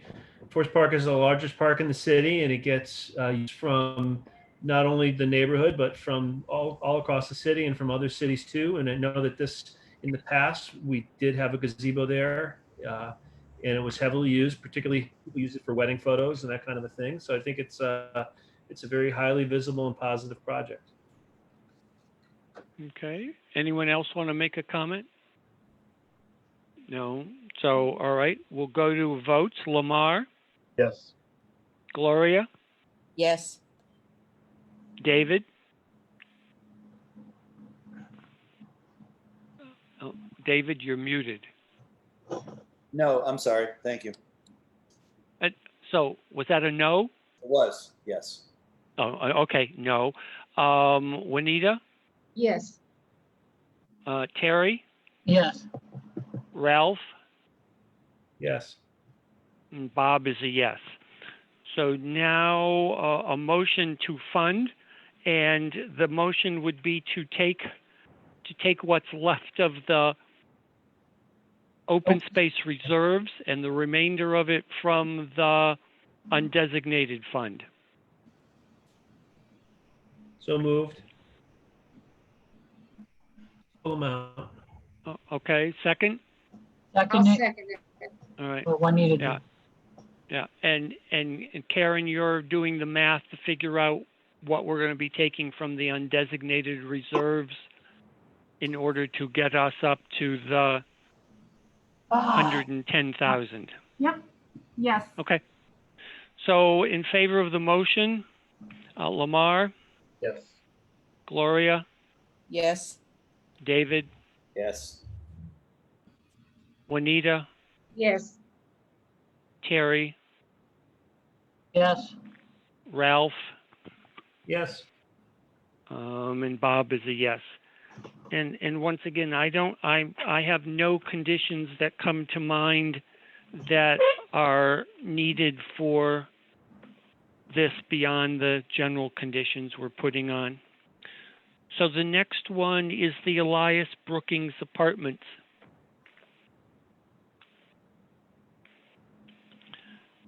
So if we could have a motion. I make a motion that we accept the Elias Brooking apartment proposal. All right. Second. Second that. Okay. Discussion.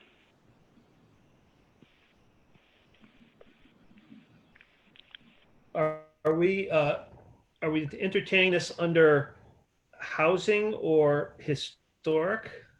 I guess I would suggest that given that we have such a sizable housing reserve, that we should be looking at it under housing for funding, but it is a historic resource. So clearly, we would be concerned that the work meets the Secretary of the Interior standards.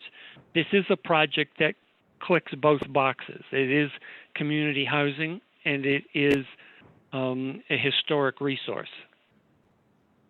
How does that work then? I mean, could we grant the funding out of housing, but put historic caveats on it?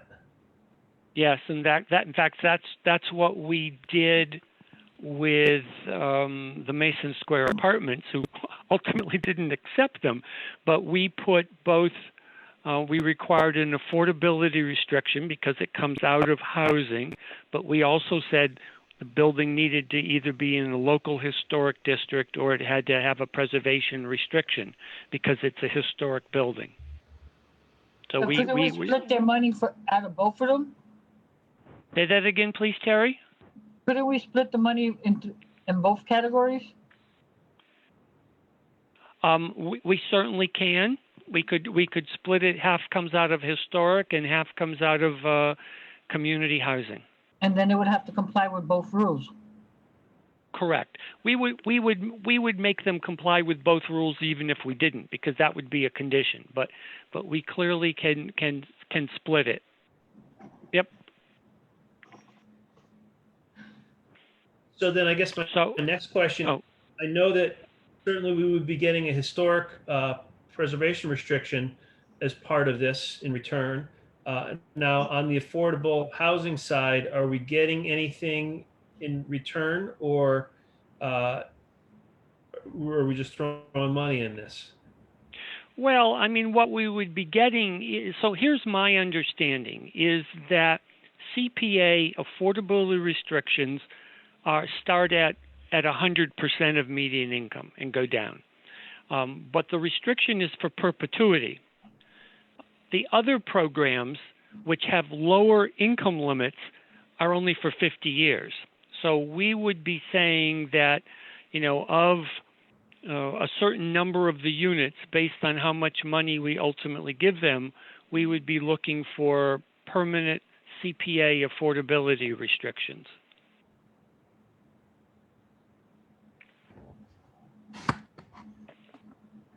At least that's, once again, that's what we asked of Indian Motorcycle. At 175,000 that we were giving them, we asked for 3 affordable units for perpetuity.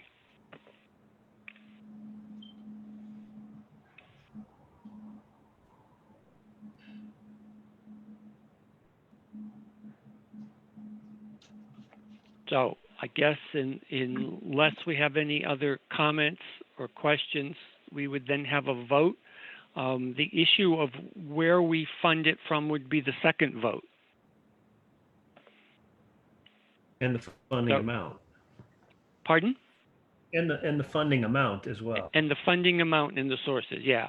I mean, I think that, clearly it's a visible historic building that has been sitting vacant since the tornado. And if these folks don't fix it, it's probably not going to get fixed. So moving on, unless someone else has something to add with a vote, Lamar? Yes. Gloria? Yes. David? Yes. Juanita? Yes. Terry? Yes. Ralph? Yes. Bob is a yes. So now a motion on the amount. They asked for 500,000. We only give out, although it's our rule, we could always change it.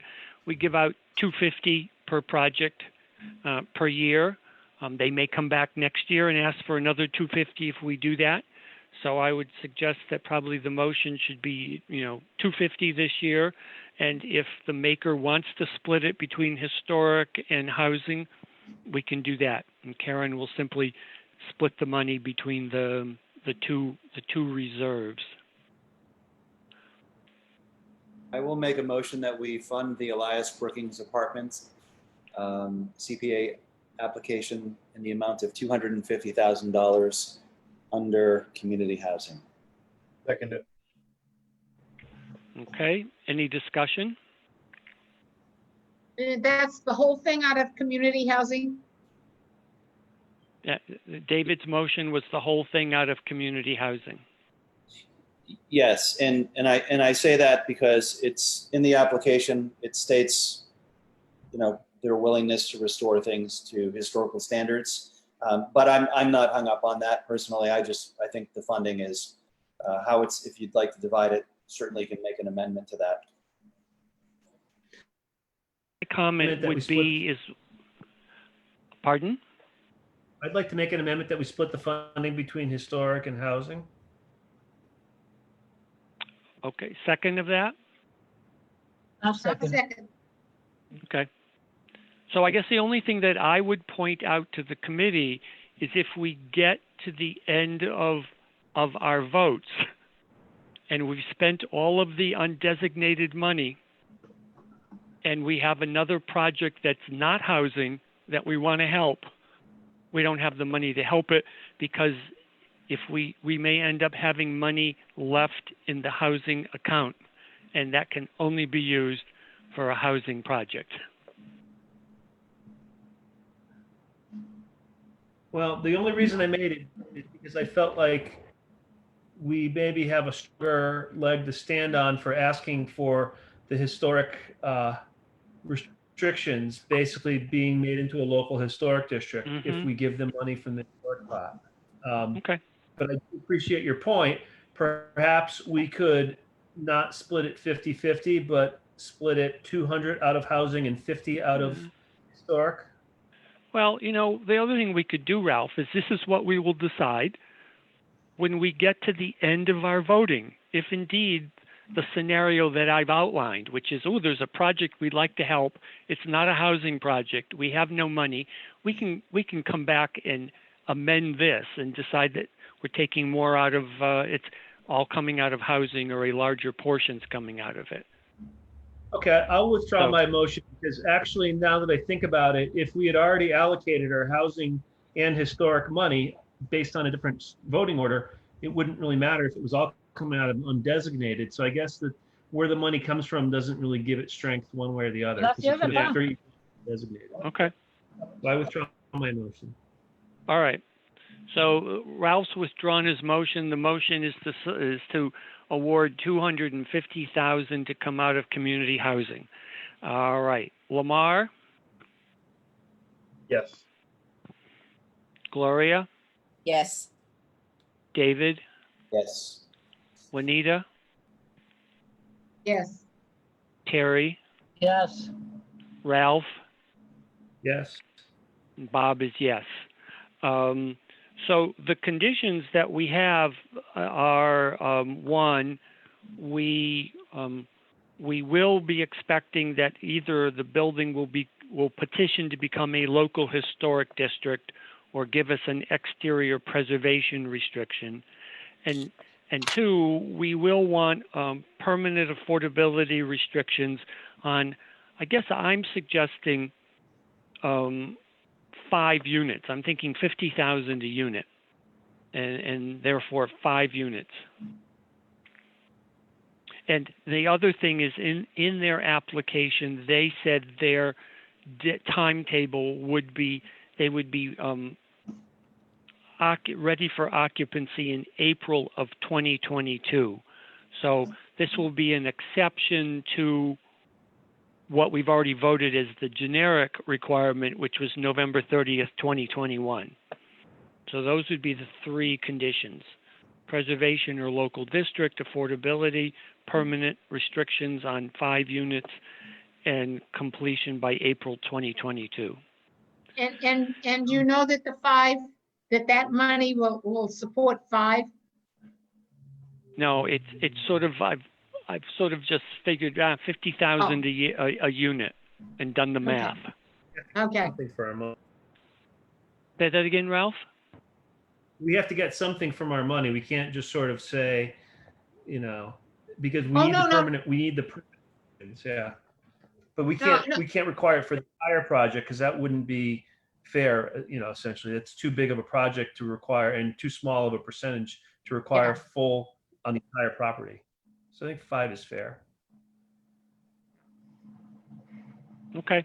So vote on the 3 restrictions. Lamar, Yes. Gloria, Yes. David, Yes. Juanita, Yes. Terry, Yes. Ralph, Yes. Bob is yes. All right. So the next one I think is going to be the George Walter Vincent Smith Museum, with the window restoration and the exterior pointing. So a motion?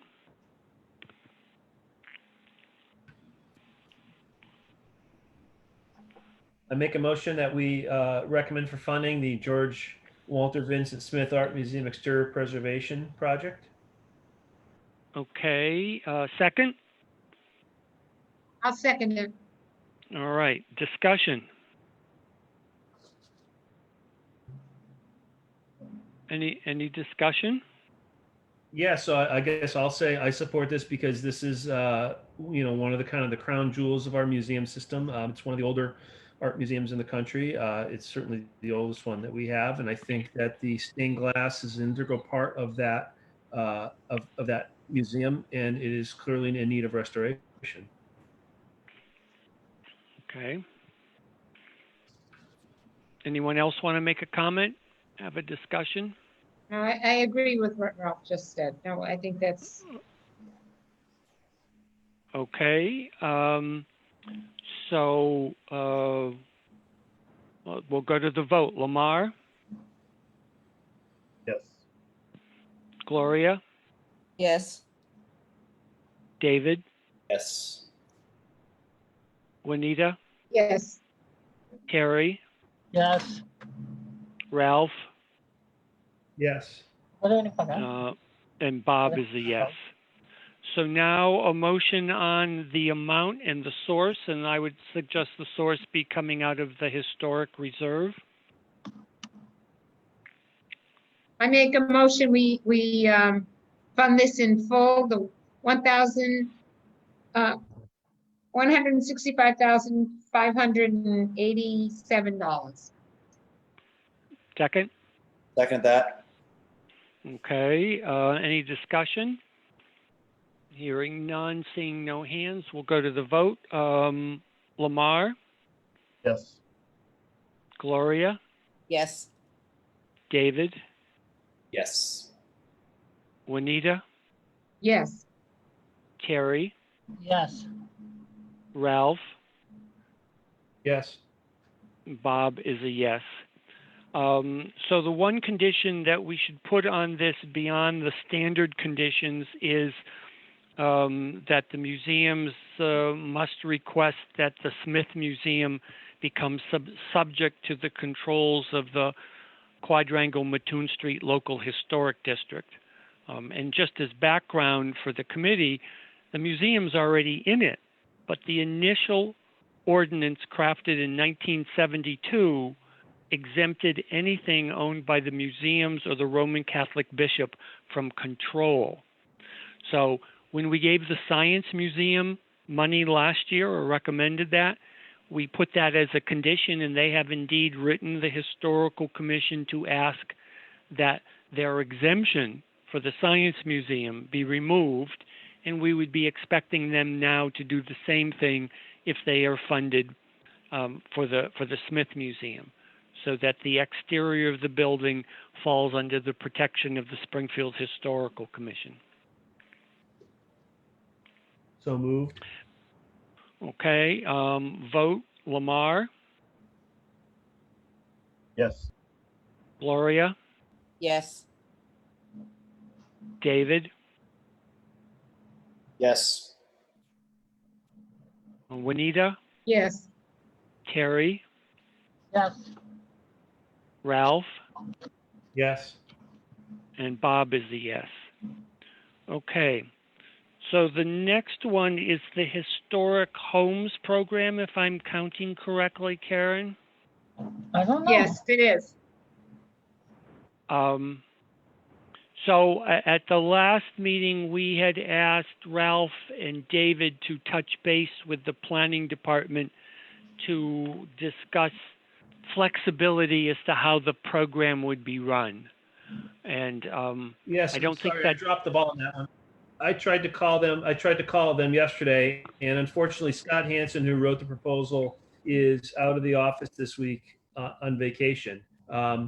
I did do some research on what some other communities have done, and there are a small handful of other communities that have preservation programs. Some of the features that they have, oh, and they're not all funded through CPA. In fact, I believe only maybe one or two of them are.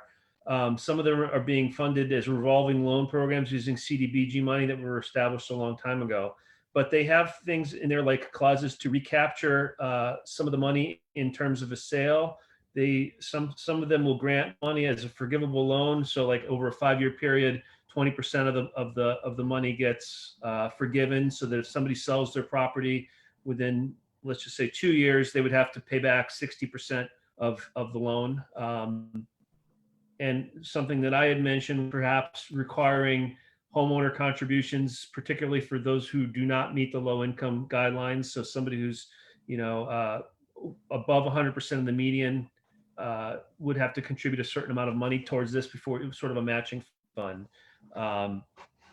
So what I would like to propose, I guess, is maybe we could vote as to whether or not we like this program, and perhaps even discuss if we like it with various restrictions put on it, or perhaps we vote whether we like the program and then do the restrictions later on, and we can wait and see if the city is amenable to those restrictions. What do you think, Bob?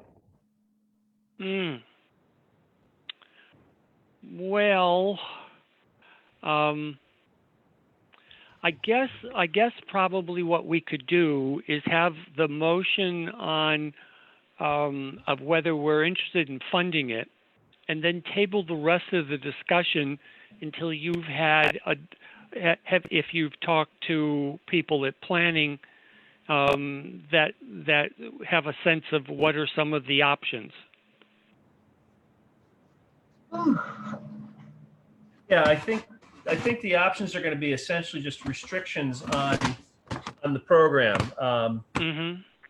Ways to make the dollars go a little bit further, or just sort of technicalities as to not allowing the program to be exploited, let's just say, in some ways. Bob, Yes. do we even know whether Ed Pakula would have problems with this? Well, we don't. I mean, Ed always looks at what's the public benefit, and he has different, he has a different view of it, where I, as a preservationist, say that preserving the outside of a house that's in a historic district there is a public benefit to that, where Eddie may not. But that's widely acknowledged, though. I mean, the state, I believe, even said that, and that's why you get the preservation restriction. It says that the money can go to private entities, but there needs to be a public benefit, and historic preservation is considered a public benefit. I mean, there's no debate on that. Yeah. Well, one of my concerns is that it's a loan. And I guess I would like to see some money coming back to us.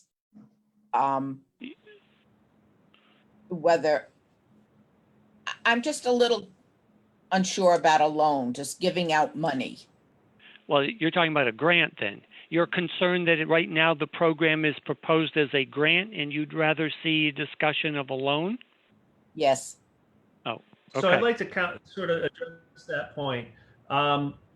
Having been on the Historic Commission a number of years, one of the larger, let's call it, complaints that people would have is they would come here, they would come to the meetings and they would say, listen, I need to do work on my house, and I've figured out that I can do it for, let's just say, $5,000 if I do it my way. But if I have to do it your way, it's going to cost me $10,000. So, and that would be sort of their main point. And certainly a lot of that is, general griping, but there's some validity to that point in that, if you're going to do a porch, for example, it's very easy to go to Home Depot, go down to Home Depot and get some rails, and they're face nailed on, and you put them on your porch, and they're giant, and they're high, and they don't look at all historic, and that's cheaper.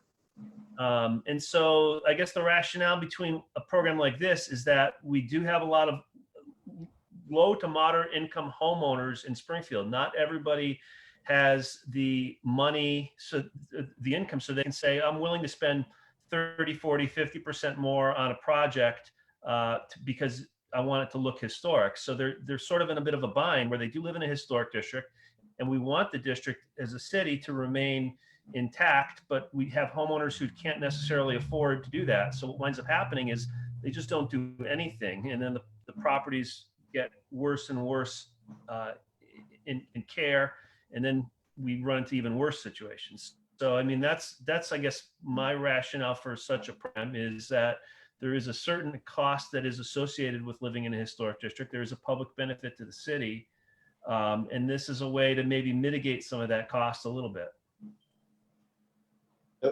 If I can comment on Ralph's comments regarding what comes before the Historical Commission, he is absolutely correct. In my time on the Historical Commission, that's probably 70% of the items that we face. My only concern is who administers this, who determines who gets it, can it be abused, will it be abused, and you know, I just have an issue with, I think we should be the ones to determine where all money goes. I don't think that should be left to anyone else. Now, David, Okay. this may have been before your time, but we did grant we did allow a for housing a homeowner's down payment program in which we allowed the city's Office of Housing to determine who receives that funding. Okay. But I hear your point, sure.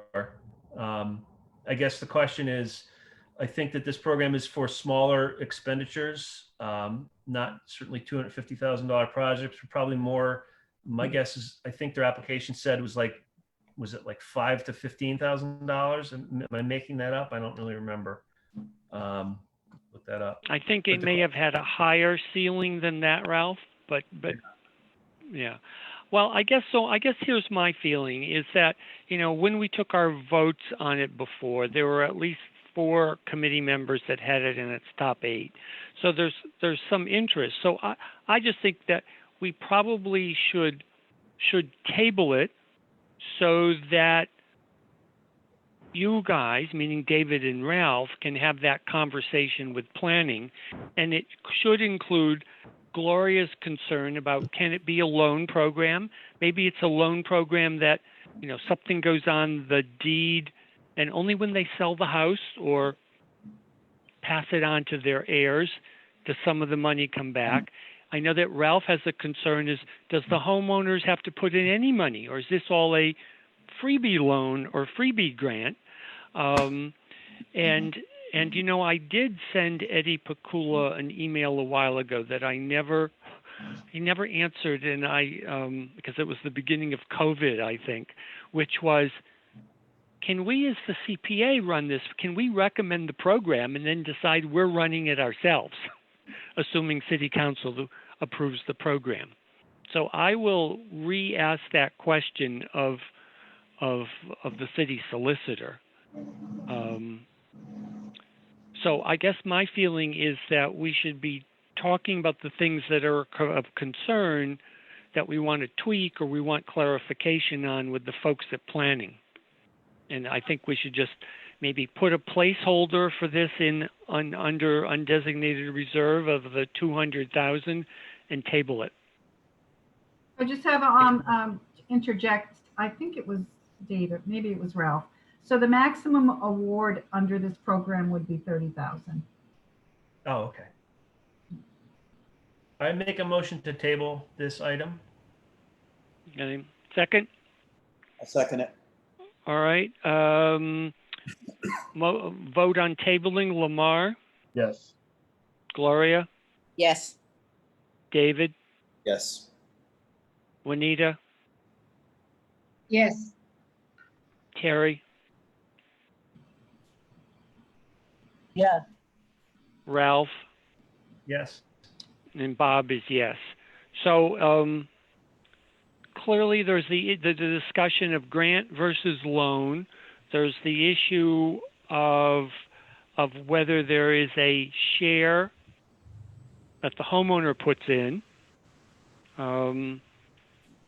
Transparency, I think, is another issue for sure.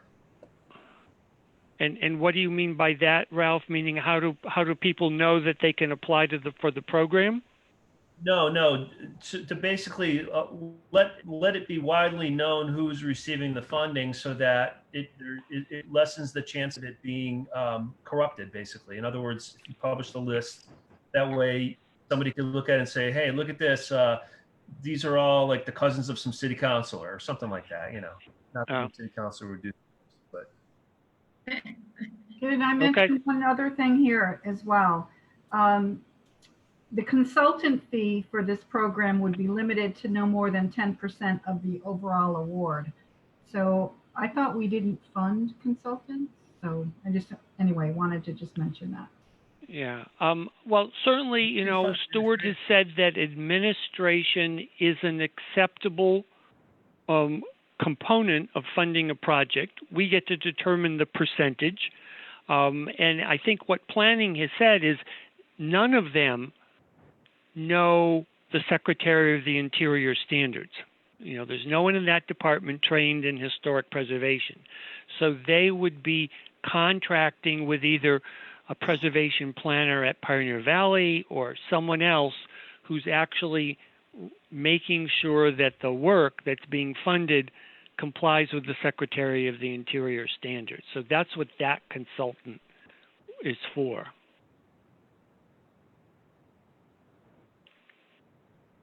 All right, so I'm Okay. setting myself a reminder from today to get in touch with Scott Hansen and try to bring in David, is to set up a time when the three of us can talk and try to come up with something that addresses all these concerns. Are there any other concerns that people have?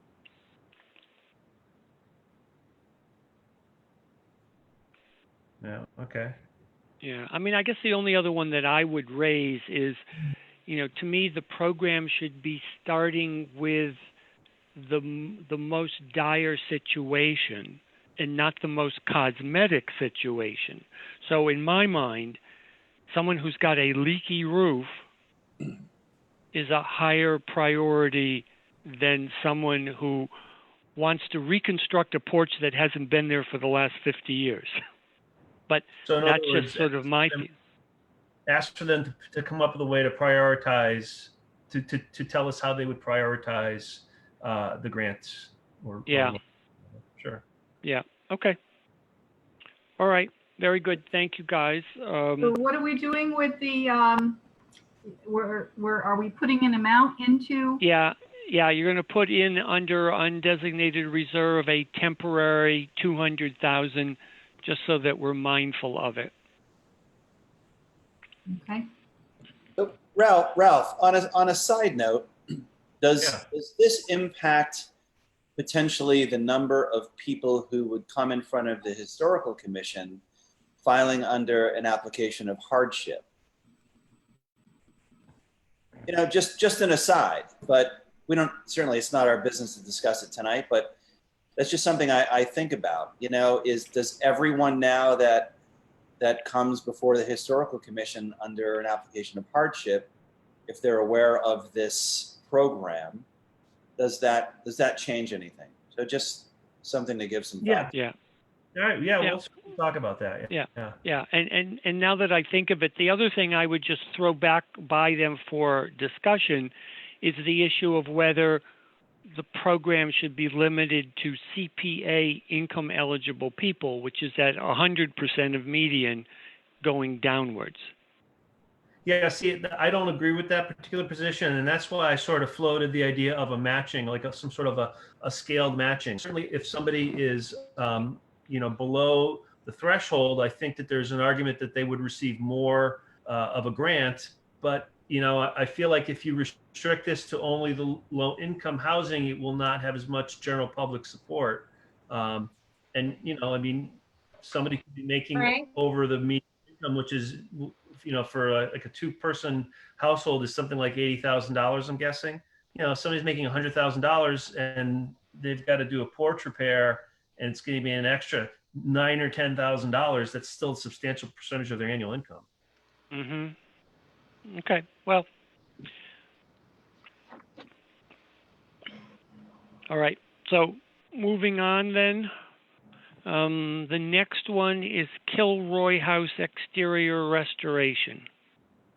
And I think if you remember that the museums had sent an addendum of information that they were looking for this funding this year, this money for the roof to stop the leaks, and for a consultant study as to what to do exactly with the stucco. That might be a subsequent application.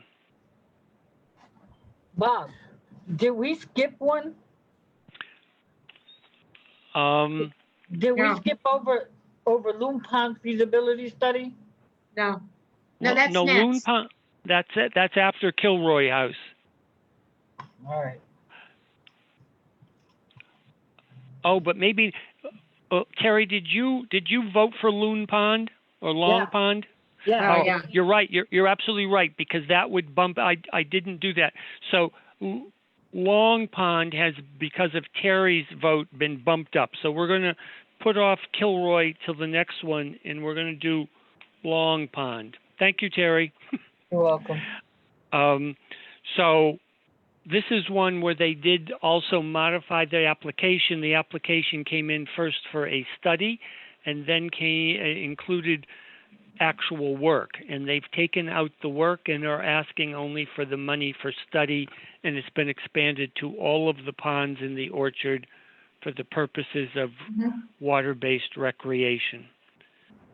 So if someone wants to make a motion to So fund moved. that. Okay, second? Second. Okay, so discussion. All right, so I originally did not vote for this one, but now that we have a little more money, and now that I know that there's going to be not just Long Pond, but all of the ponds that are out there, a feasibility study on all of them. Anyway, I changed my mind. Okay. I think Because it's more than Long project. Pond now. It's all of them that are out there. I don't Mhm. remember the list. I don't have it in Yep. front of me, but I think Okay. it's a good project, and it supports an area of the city that doesn't have swimming pools and things of that nature. So it's another recreational thing. Okay. Anyone else have comments? Want So we'll, to know the name of the ponds? The list of the ponds would be Long Pond, Dimmock Pond, Mona Lake, Chicopee River Waterfront, and Loon Pond. okay. okay. Did the dollar amount So- change based on? Yeah, well, Well, they said that'll cover them all. I mean, that's what, Yeah, okay. yeah. All right. Starting with the vote, unless someone has comments, further comments. Lamar, Yes. Gloria, Yes. David, Yes. Juanita, Yes, Terry. very muted. Terry, you're muted. Yeah. Okay. Yes. Okay. Thank you, Terry. Ralph. Ralph. He's frozen there. Oh, Ralph is frozen.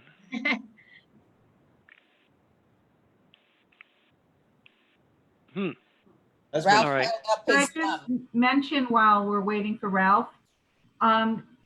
Everyone voted to fully fund it at 100,000, for their choice. But on the scope that the park sent, it's 50,000. That the Indian Orchard City Council applied for 100,000 of funding for Long Pond, and then over to the right, they're asking for 50,000. That they're confident that this phase one can be accomplished with a $50,000 project budget. But Karen, was that for all of them, or was that just for Long Pond? I mean, was that, you know what I mean? Well, it says Oh, no, it does say it. You're right, you're right. it does say Long Pond project scope, and included in that are all the ponds. So I would assume yes for 50,000. That's what, I mean, they originally asked for 100,000, but now it looks like they're asking for 50,000 and that the council applied for the 100,000. Hmm. You know what? I'm a little Okay. confused on this Yeah. now. Okay, so where Ralph has disappeared, he'll probably be rejoining us, so he will be not counted in this vote, at least for now. I will vote yes, and now we need a motion to fund this for the 50,000 with the money coming from the undesignated reserve. I Excuse make me, a motion that we fund it for the 50,000 with the money coming from undesignated reserve. Okay, and the second? I'll second it, but Bob, I just want to mention that you could see Ralph holding thumbs up on the vote. Oh, all right, then we'll log Ralph in as a yes. All right, so discussion of 50,000 from undesignated reserve. All right, so starting with Lamar, Yes. Gloria, Yes, David, Yes. Juanita, Yes, Terry, Yes, Ralph, still absent. Bob, yes. All right. And other than the generic requirements, I'm not sure if there are any other conditions we should put on this. the only thing I question is if indeed it was 100,000 and this was a mistake, do we go for the 100,000? It's a little confusing the way they have it written. It is confusing. Anyway, Well- because 2 places it says 50. Let's just go with the 50 and then we'll 50, worry yeah. about that. Okay. All right. So that brings us now to Kilroy House exterior restoration. Someone want to make a motion? I think we did make a motion before. Well, we have to make it again. Yeah. So make it Okay. again, Juanita. I'll make a motion that we accept the Kilroy House exterior renovation. Okay. Second? I'll second that. Okay. Seconded. So now discussion.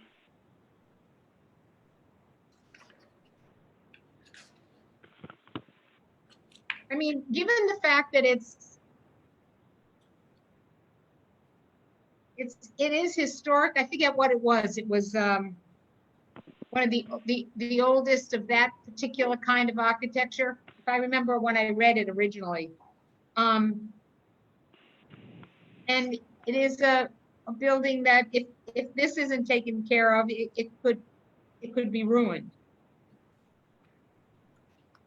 Yeah.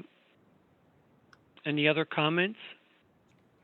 Yeah. Yeah, Bob, So this was on one of my original top 8, and I think it's important. We've supported the museum projects in the past. I'm particularly impressed with the way they present information to us in terms of the cost, and I just I think it's along the lines of the other projects that we have supported. So that's why it made one of my top 8. okay. Anyone else? All right. So we will take the vote on funding. Lamar, No.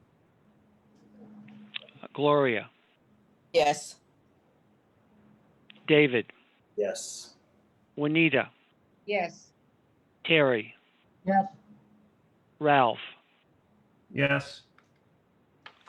and Bob is a yes. So that passes, and now a motion on the amount, and this would come from the undesignated reserve.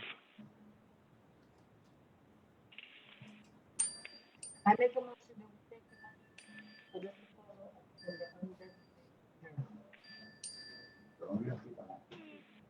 Okay, I think that was Terry, and I think she made the motion for 92,755. Is that correct? No, I didn't put an amount, but I said I make a motion that We take the money from the undesignated reserve. Reserve. Okay. All right. Second. Second that. Okay. Any discussion? Was there an amount in that motion? Well, I'm assuming it's 92,755. Is that correct, Terry? I didn't put an amount. Oh, all right. Well, then we need an amount from somebody. Okay, hold on. I'm trying to see.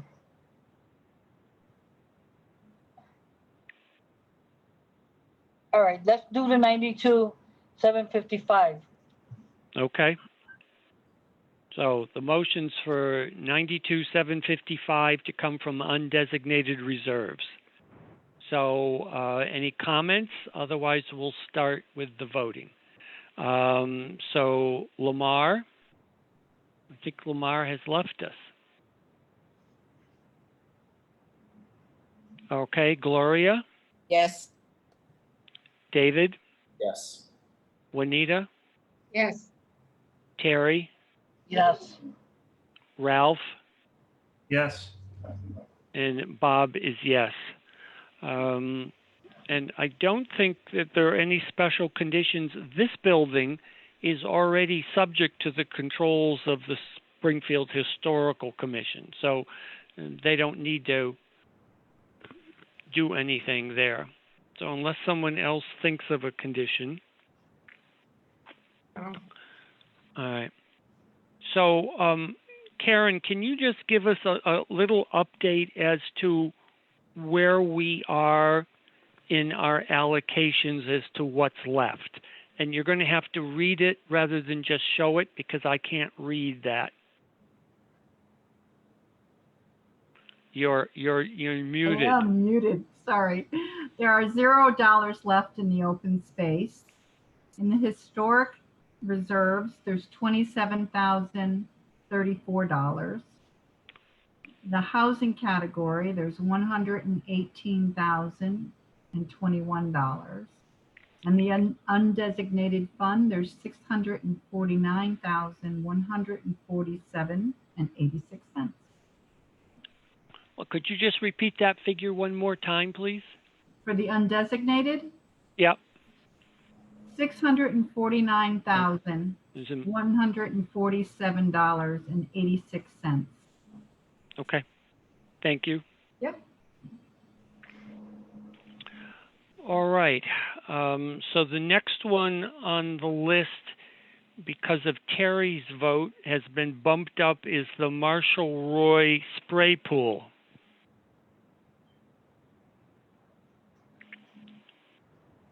So if someone wants to make a motion. I will make a motion to fund the Marshall Roy Field Park Spray Pool application under Open Spaces and Recreation. Okay. Second? I'll second it. Second it. Okay. Comments? Yeah, I guess my comment is, it's a lot of money. And I think Yeah, it's, and I think that there are spray pools throughout the city that are being renovated right now. And I think this is just part of park maintenance. I guess my concern is both the walking path and the spray pool are at the same playground or park, and so Duggan Park could have come in and said, "Oh, we want $250 for the walking trail, and we want $250 for for all their things." They could have broken it down into individual projects, where this one's been given to us as individual projects.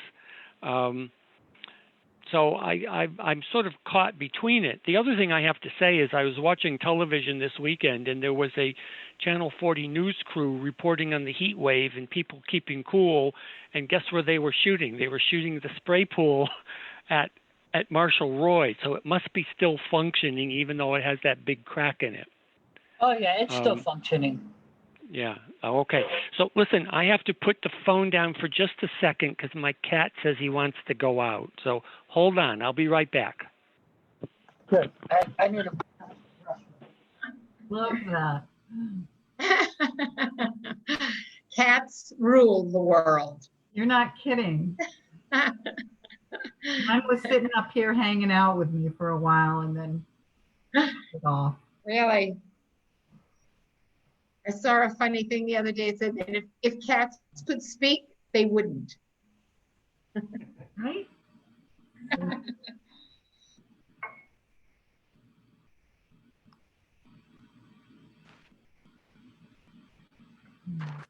Okay, so. It's sad because I think spray pools are a great idea. I mean, they're wonderful, especially in this weather right now. Right, we're feeling it, right. Yeah. Hmm. But we've also Yeah. already funded something at the Marshall Roy. And I think this is something that could come back for next year. Yeah. So the motion that you just made, I think it was Ralph, suggested having it come out of the Park and Recreation, but there isn't any money left in that. So do you have to make a motion for the undesignated? Just a clarification. Yeah, Karen. So, that was so me. I'm back. Let me just ask, have we taken a vote as to whether we want to fund it? No, we were waiting for you. Oh, okay. We were talking cats, Bob. Oh, yeah, mine has me well trained. So David, did you have an answer to that? Or Did Ralph? somebody make a motion to fund or Made a to motion. recommend? We didn't make a motion for a specific amount. But we haven't voted on whether or not to recommend yet, have we? No. No, Okay. no. So we're still discussing whether we want to recommend it. And I had shared that my concern is that we've already funded something at this park, and therefore, I'm not sure whether I want to get into the habit of you can break up projects and therefore get more money for a specific area than we normally would give out, meaning with our $250,000 cap. I agree. Yeah, that's a good point.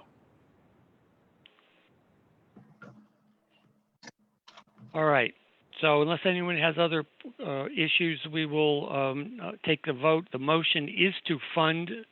Lamar has left the room. Gloria? No, David? Based on conversation, no. Juanita? No. Terry? No. Ralph? No. Lamar's back. And Bob? No. So with that being Lamar- said, I Lamar's think... back. Who, pardon? I think Lamar's back. Oh, Lamar, I missed you. You're back. Okay. Yes, Thought I'm you here. I disappeared. apologize. Yeah, I'm Oh, no. good. Sorry. No. So Lamar, what's your vote on that? I'm sorry. I just got back on, so I'm not sure what. So we're voting. This is We're voting spray pool, and the general feeling is that given that we've already funded one thing at this park, people have been voting no. So Yeah, it's I up to believe- you. I believe they can come back next year, and we can Yeah. reapply next year if need be. Oh. So it's a Yeah. no for me as well. Okay. So that, since it is not recommended for funding, I guess I would then hope that someone would make a motion that we convey to them that we recommend that they reapply next year. I think they should sharpen their pencils, to be quite honest. That's a lot of money for the renovation of a spray pool, isn't it? I Well, I'm asked not sure that if they're. question. Yeah, All right. yeah. I'm not. Terry, were you saying something? Sorry. No, it's Gloria. I asked. Oh, Gloria. I asked that money. I asked that question when we were doing the presentations. And they said they couldn't repair. They had to tear it all up and start all over again. Yeah, this is for an entirely new project. There's no repair. This is a new project here. I'm not sure why that's the case, to be honest. I mean, the material, if there's cracks in it, there's materials you can use to fix concrete cracks, but you know, that's them, I guess. Well, Ralph, but I don't think that it's wrong for us to say we recommend that you reapply next year, and you look for ways to make this a less expensive project. That's fair. Yeah. So moved. Is that Okay. something we need a motion on, or is that something we can simply relay to the applicant? Well, I'd rather have, let's just pretend that the committee said, if the real sense of the committee was, no, we don't want this project, then, I wouldn't want to tell them to come back next year if it's a project that we never want to see again. So I would rather have a formal finding that you are inviting them to come back. Sure. Okay. Understood. Yeah. Yeah, I never like to put myself or Karen in the position of representing the committee as a whole. Yeah. So motion, starting with Lamar. We need a second. Oh, a second to Gloria's motion, which has been, I guess, modified that it's, so to tell them to reapply, they're welcome to reapply next year, and we would like to see if they can look at ways to make the project less costly. I second it. Is that the actual motion that Suzanne's writing down? Yes. Could you repeat that, please? That's why we have Suzanne. That we that they are welcome to reapply next year, and we would suggest they look for ways to make the project more cost savings or what. I mean, I'm winging it here. Cost effective. Cost effective. There we have. Thank you. All right. So, Lamar? Sorry, go ahead. Bob, Okay. So, if we vote against this, does that mean they can't come before us next year? No, they still good. no, I think we're only voting on the comments we're sending them. So if right now during the discussion you don't think this is a worthwhile project ever, then you should verbalize that now, David.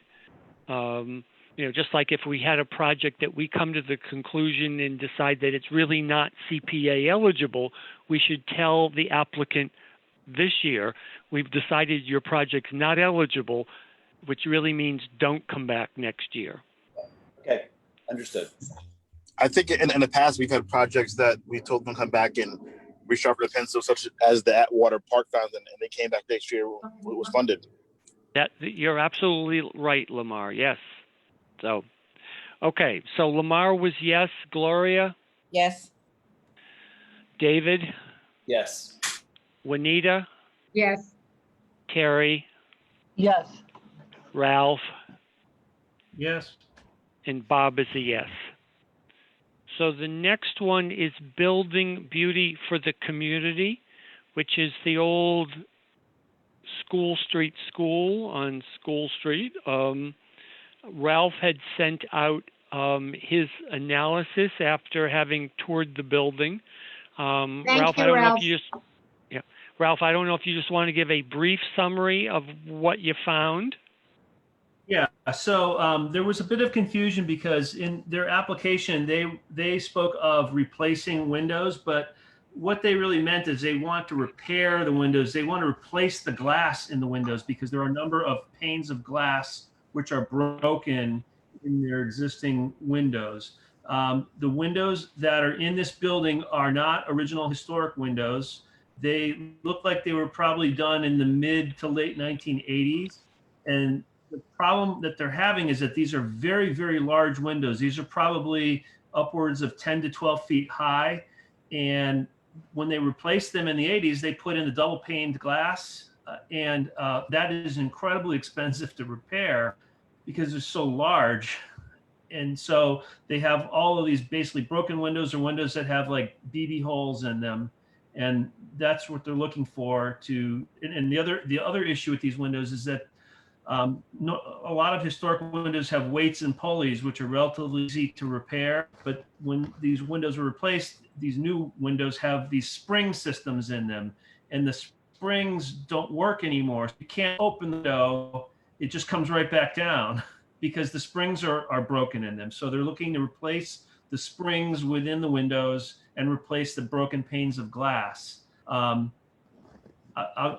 That's the factual part, and I have some subjective part, my deliberation part, which I'll hold. Well, why don't you make, for later. so make a motion, yeah. So Ralph, if you want to make a motion to fund, and then we can move into your subjective part.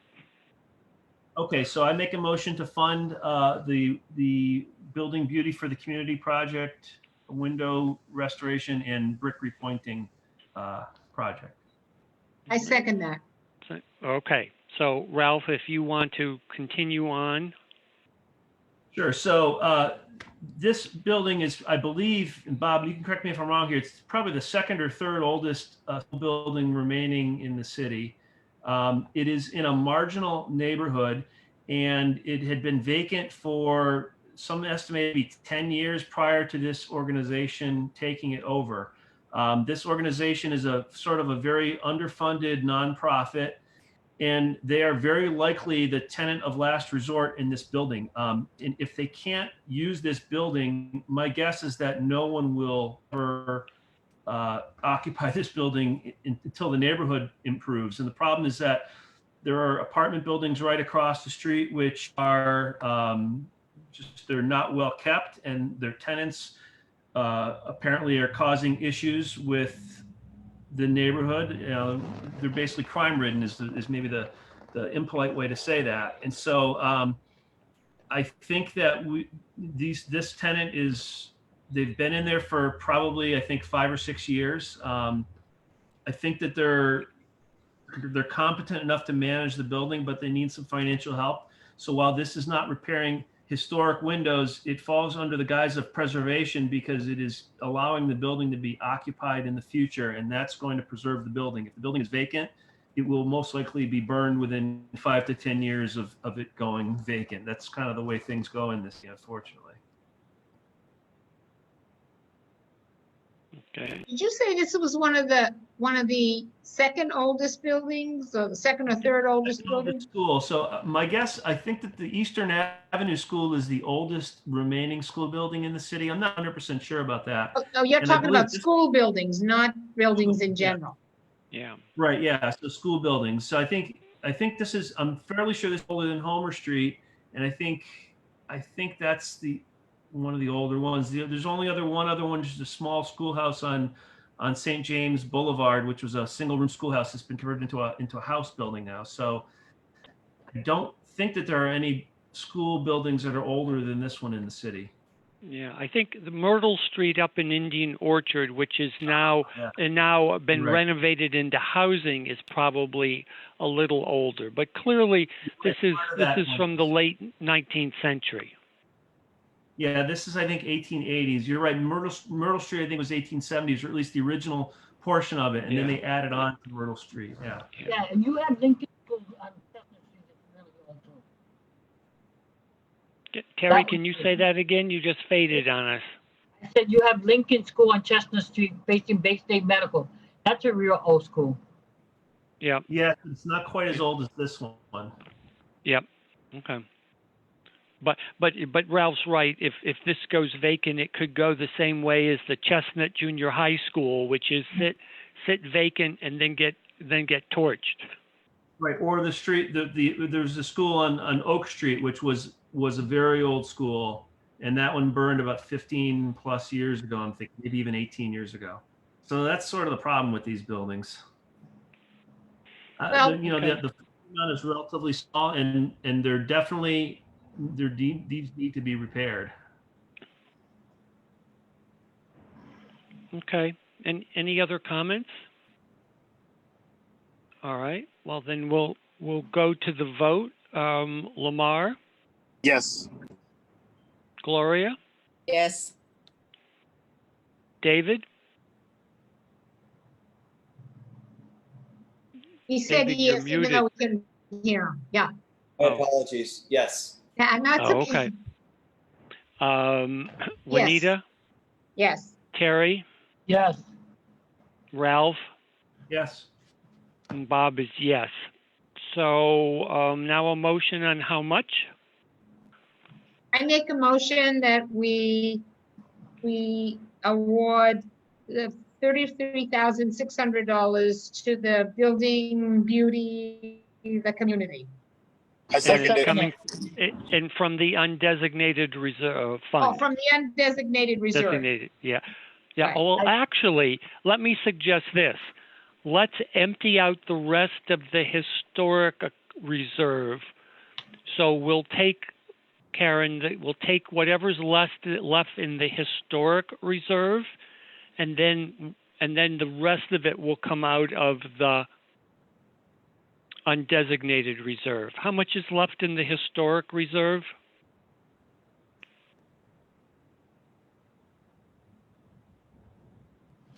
Sorry. In the historic reserve, $27,034. Okay, so of that 33,600, we'll take all of what's left in the historic reserve, and then the remainder will come out of the undesignated fund balance. Okay. So Juanita, you agree that's your motion? Yes, that's my motion. Okay, And I'm sticking Second? with it. second? I second it. All right, any discussion? And we'll take the vote. Lamar, Yes. Gloria, Yes. David, Yes. Juanita, Yes. Harry, Yes. Ralph, Yes. Bob, yes. All right. So the next one, if I'm counting correctly, is conditions. One thing, So, as far as the restrictions on there, yeah, the one thing that I was going to suggest, just stressing to them, so they need to follow the Secretary of the Interior standards, but I don't think that they necessarily know what those are per se. And I'm particularly worried about the repointing because with repointing, if you use the wrong mortar, you can damage the historic brick, and they can also use the wrong color mortar. So I wonder if we can just put a condition on that they need to either, I'm not sure how to exactly say it, but we could be specific about the mortar, or we could figure out a way to get them to use historic standards. well, so the generic thing that we've passed is that they have to, all of the historic resources have to comply with the Secretary of the Interior standards and send us their work program. We at the last meeting voted to ask for the assistance of Shannon Walsh, the preservation person at Pioneer Valley Planning Commission. And so all of these buildings that are not going for the tax credits, so the museum projects, are going to have to send Shannon what they're doing, and she will make that determination. So we will stress to these people that they just can't go out and hire whoever they want and do whatever they want. They need to have the work for both the windows and the pointing reviewed by Shannon Walsh on our behalf. Are you comfortable with that, Ralph? Yeah, that's fine. The one other thing that we should put as a condition is they have boarded up their basement windows with plywood. And I think that should be a condition that they unboard those windows. Okay. Do you know why they boarded them? I got a sort of a mixed answer on that. They boarded them because of one of the windows was broken after they sort of stopped occupying the building around COVID. But I went to Google Photos. They've been boarded for a couple of years, so I'm not sure. I'm not sure why they're boarded. I mean, presumably. Oh, go ahead, I was just going to say they may have to come back and ask for money to fix those windows. They probably don't have money to fix those windows. I don't know if they do or not. I mean, the issue is that the windows are sort of ground level, and I could see where somebody might want to board them because the neighborhood's not great. And, but on the other hand, they really shouldn't be boarded. And there should be different ways to prevent people from getting in. But it's just Well, one of those Ralph, things where, you know, they weren't supposed to board them to begin with. I don't think they ever got Historic Commission approval to board the windows, and they're just Yeah. boarded. Yeah, Ralph, would you oppose if the windows were boarded on the inside? If their concern is people breaking in, if we said you can't have exterior boards, would you be comfortable with I mean, with you know, that? as long as you can see it, I don't think it's going to solve their problem. I mean, they were probably worried about people breaking them, but Yeah. I just think it's an issue to raise and know that, you know, they shouldn't, you know, if we're going to sort of give them money, especially for windows, that they need to sort of not do something or not continue something that's not right as far as the Correct. historic nature of the building. Yeah. All right. Well, if you want to make a motion, then we can vote on it and see whether people want to put that as an additional specific condition. All right, I'd like to make a motion that we request that one of the conditions be that they unboard their base windows. I second it. Okay. Okay. Any discussion? All right. Then vote on the motion. Lamar, Yes. Gloria, Yes, David, Yes. Juanita, Yes, Terry, Yes, Ralph, Yes. yes, and Bob is a yes. Okay. So the next one is the Spanish-American War Monument.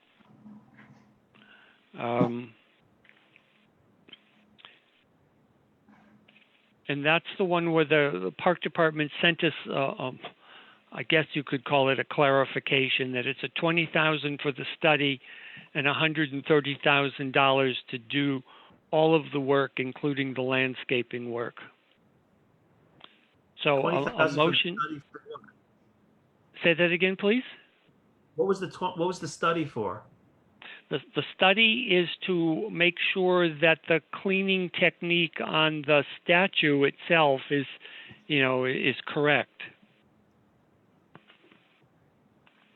That seems a little weird. I mean, like, if they're going to hire somebody to clean the statue, why don't they just hire a competent statue who would then price that $20,000 into the price of cleaning the statue, that they're going to do it right? It seems weird to have to hire somebody to figure out how to do it right and then hire the person to do it right. I would agree. Well, yeah, no, well- that does sound comical. yeah, I guess so. The only thing that I would say is this has not changed. Their application included right from the get-go that there was to hire it was called a historic review conditions report. Fair point. I should have picked that up earlier. just want to add a comment to this. I think the whole thing was that they had hired somebody to do something with the statue in Indian Orchard, and I guess they kind of screwed it up because they didn't hire the right person. So I think that's what they were going with. Yeah.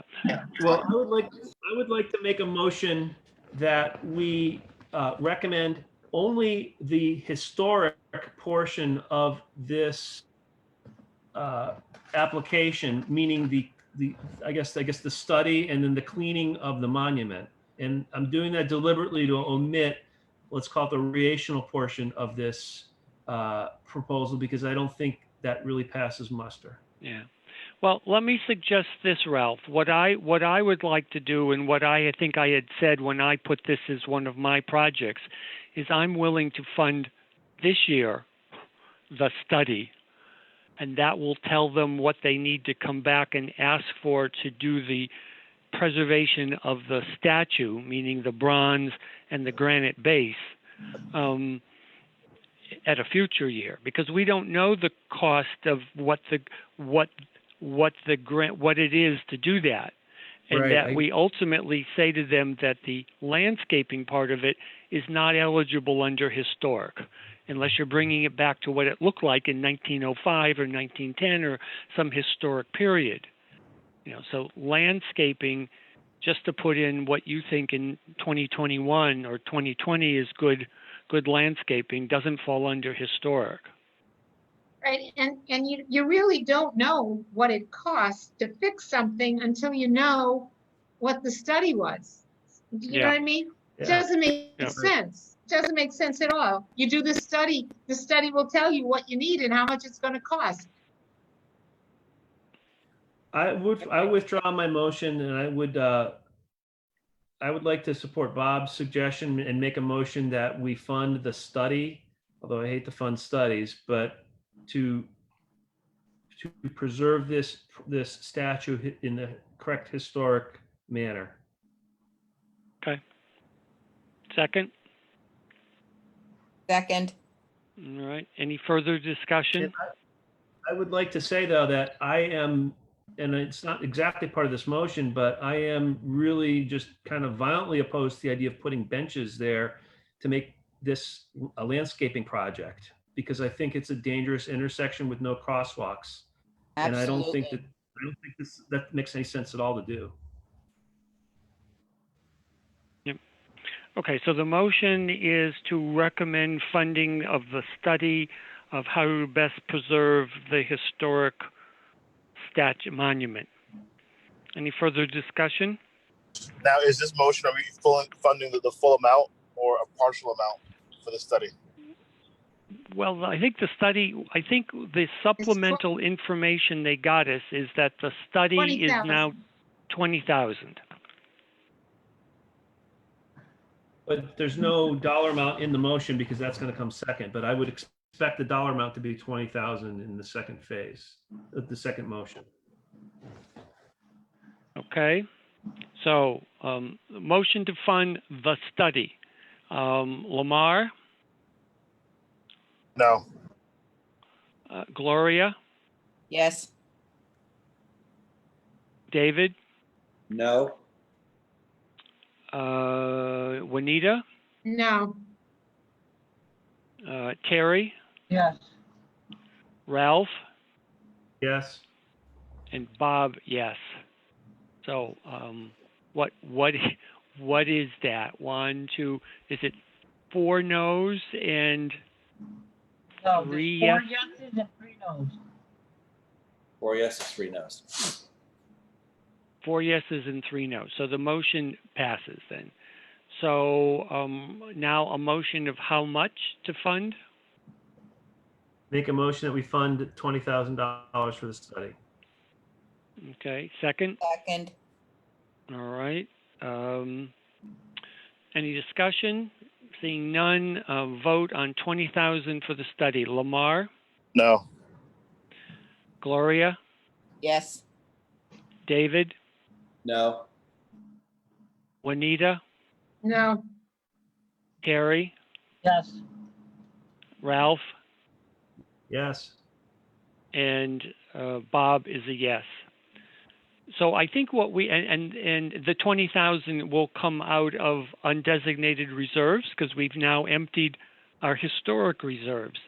I think that we should tell them that they should reapply next year for the actual preservation work, and that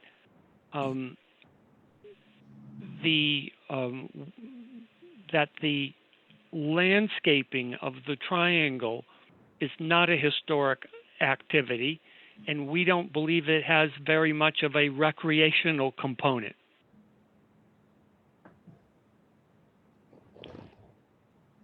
Does that Do we need a sound motion for that? reasonable? Yeah. Sure. Yep. yes, So moved?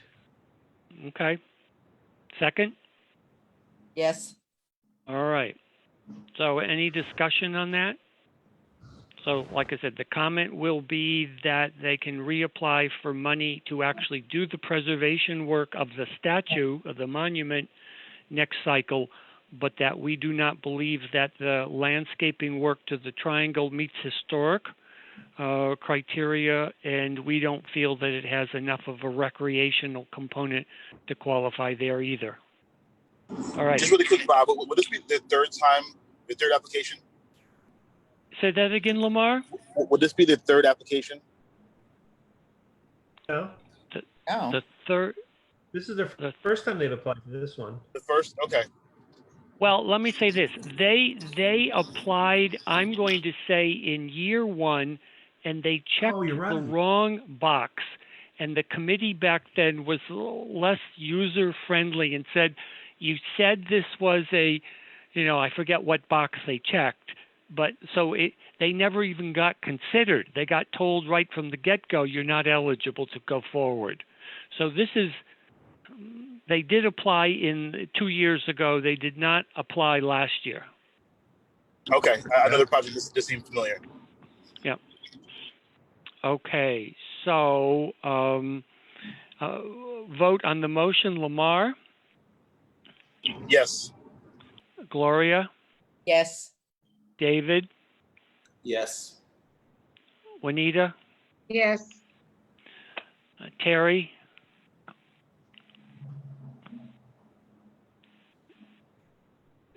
Terry? No. All right. Well, and Bob is yes. All right. Ralph is yes. Ralph Oh, is Ralph. yes, too. Sorry. All right. Sorry. Okay. So the next one is classical high facade restoration. Someone wants to make a motion?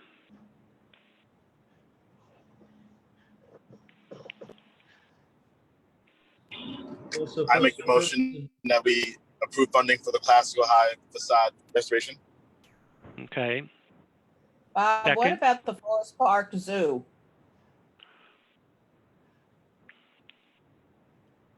That has So- two. Well, no, because David took his vote away, so they've Oh. fallen down to one. So the one that I did miss though, because Terry voted for it, was the Highland Heritage Rail Trail. So we'll put classical on hold, and we'll take up the Actually, rail Bob, trail one. Actually, Bob, I had voted for the wrong one. Sorry. Say that again, Terry? I had voted for the wrong one. I didn't mean to vote for Heritage Rail Trail. Oh, you didn't. What did you mean I to meant vote to for? vote for the boathouse. the boathouse. Oh, the boathouse. Oh, I'm sorry. So the Rock Rimmon Boathouse. Well, Yeah, that it threw one. me off with the Rockman. I didn't know what that was at the first. Oh, okay. Well, then we'll take up the Rock Rimmon Boathouse next. So if someone wants to make a motion, this is a request for a study of both the building and the existing park and the potential to expand the park. I make a motion. Oop, Okay? did somebody else Second? make a Second motion? it. All Okay. right. Any discussion? So I just Well, would I'll say, say- that, so let me just say here that they did send us to say that they were reclassifying their application from being historic to being open and recreation. It probably makes sense because then they wouldn't have a historic preservation restriction associated with it necessarily. I don't know. Yeah, they were trying to find out if the building was historic. Because it had been there for a long time. But they had added something to the building, but there was a little conflict there. If I remember correctly.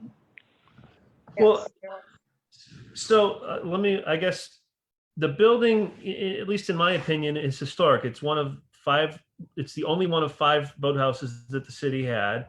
Mhm. Historic doesn't just necessarily mean that it looks nice. It means that it contributes to the overall history of the city. And I think that in that sense, it's pretty clear that we once had a very thriving, boathouse scene on the Connecticut River. I know that the building doesn't look good at all, and I guess in my fantasy world is maybe they would sort of restore it back to having it look much more like a boathouse and less like a boat sales company, which it had been for probably 30 or 40 years. Yeah. In the 70s and 60s, 70s, and 80s, and probably 90s. So I just would hate to see it torn down, though.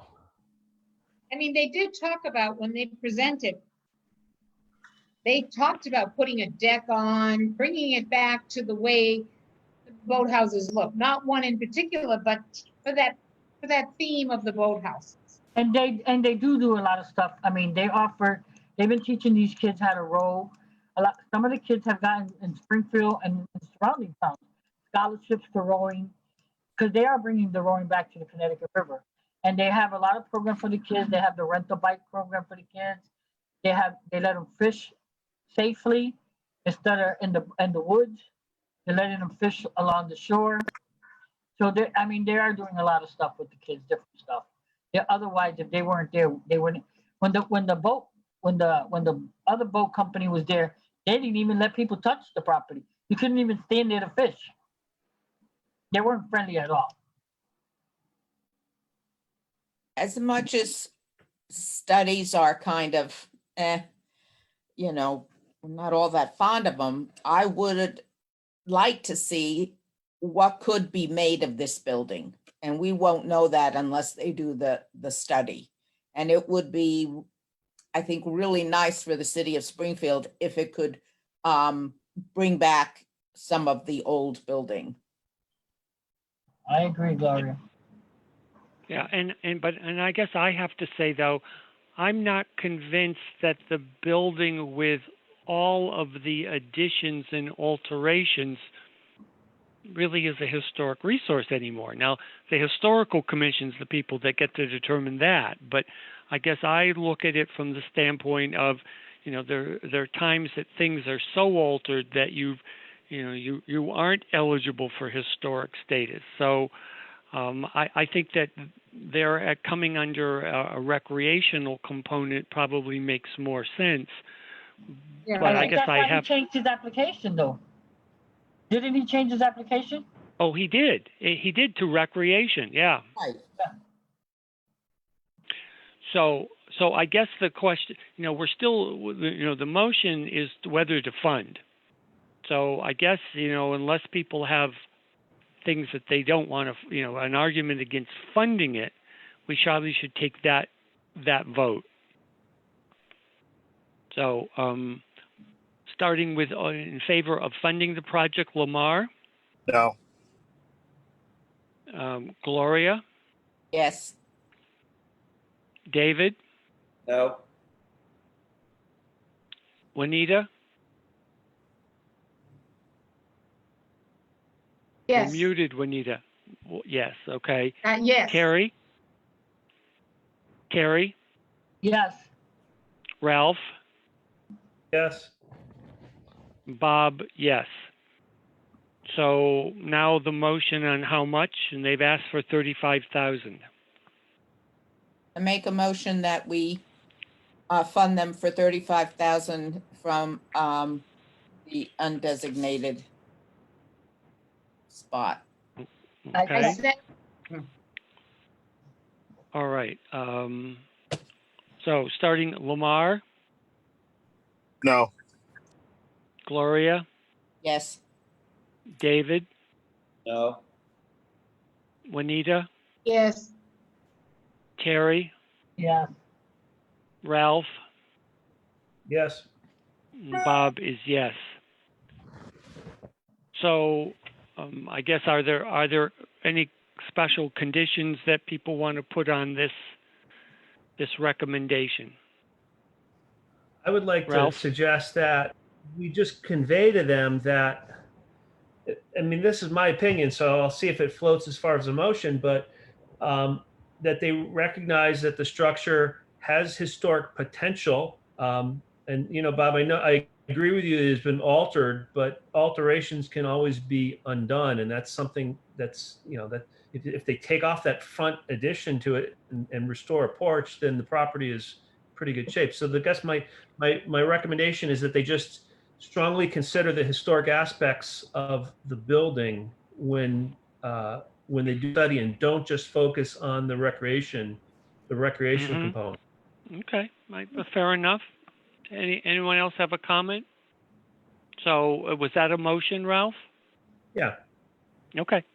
So unless there's discussion, that's the the condition that we have that goes with it. We strongly urge that they take into consideration the potential historic character of the boathouse that can be brought back, and not just focus on the recreational component. All right, Lamar, Yes. Gloria, Yes. David, Yes. Juanita, Yes, Terry, Yes. Ralph, Yes. and Bob is yes. Okay. So now the next one is classical. Okay.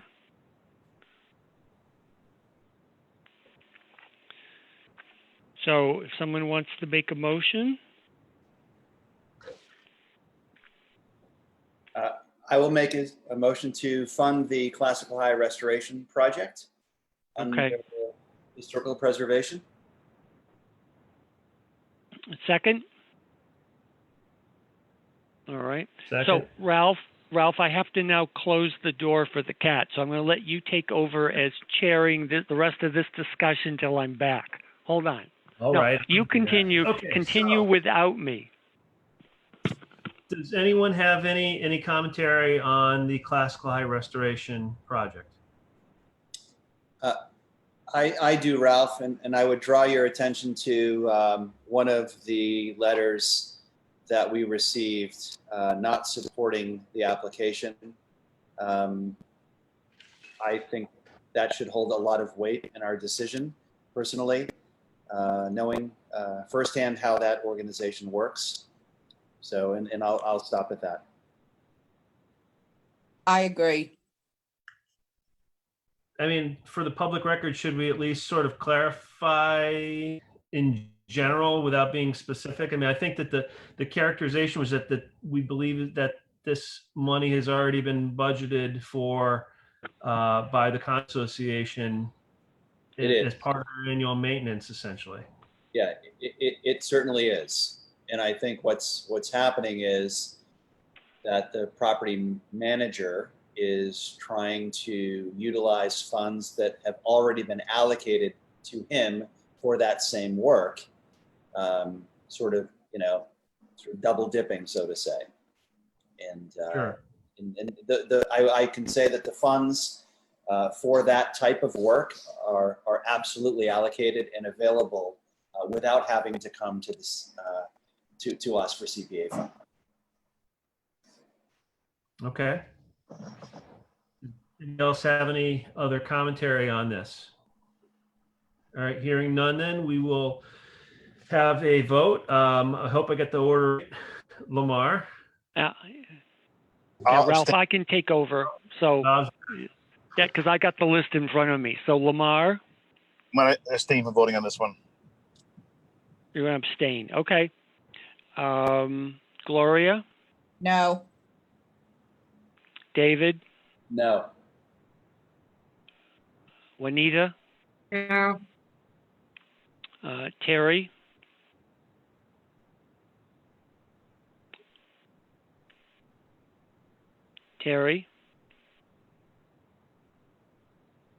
no. Okay, Ralph. No. Oh, and I guess I'll go with no. So I guess the question comes as to what should we tell them? That it's not an appropriate submission for the committee. Well, I think it's appropriate. I think I just didn't agree with giving them the funding. I don't Okay. think there's anything that prohibits them from asking for the money, but I didn't really see a demonstrated reason that they should get the money, particularly since we've at least been told that the money's already sort of there in their budget. All right, that's fine. And I think the request, if it were to come again, should come from the board of Classical High Condos, as opposed to a firm that that they're paying through designated funds. I think it should come directly from Classical. Well, but let me ask you this, David. This application comes from the Classical High Condominium Trust. Is that not the board? I think it comes via the property manager on behalf. And that, I think that's the issue. Oh, If I'm not mistaken, this is a separate entity from the actual classical board. Yeah, Lamar, you were cutting out a little bit, but I think you said that the application comes from a separate entity than the classical board. Yes, if I'm not mistaken, it's a separate entity. It's not the actual board. Yeah, the application comes from a company who has been hired by the board to manage the property. and is that who Classical High Condominium Trust is? I can't speak to that Yeah, definitively, but I don't believe so. yeah. Who signed it? Hold tight. So it looks, I'm having trouble reading here. So the name of the contact person was Jeffrey Gurney out of Southwick. So I'm assuming he may be the property manager because That is his correct. email is Atrium Property Services. But the name of the organization is Classical High Condominium Trust. But the signature, which is, people's signature is sort of a scrawl. The first name starts with a J, and the last name starts with a G and ends with a Y. So I'm assuming that this was That's Jeffrey Gurney. Yes, filled out by the property manager is Prime Condo Management out of Chicopee. Mm-hmm.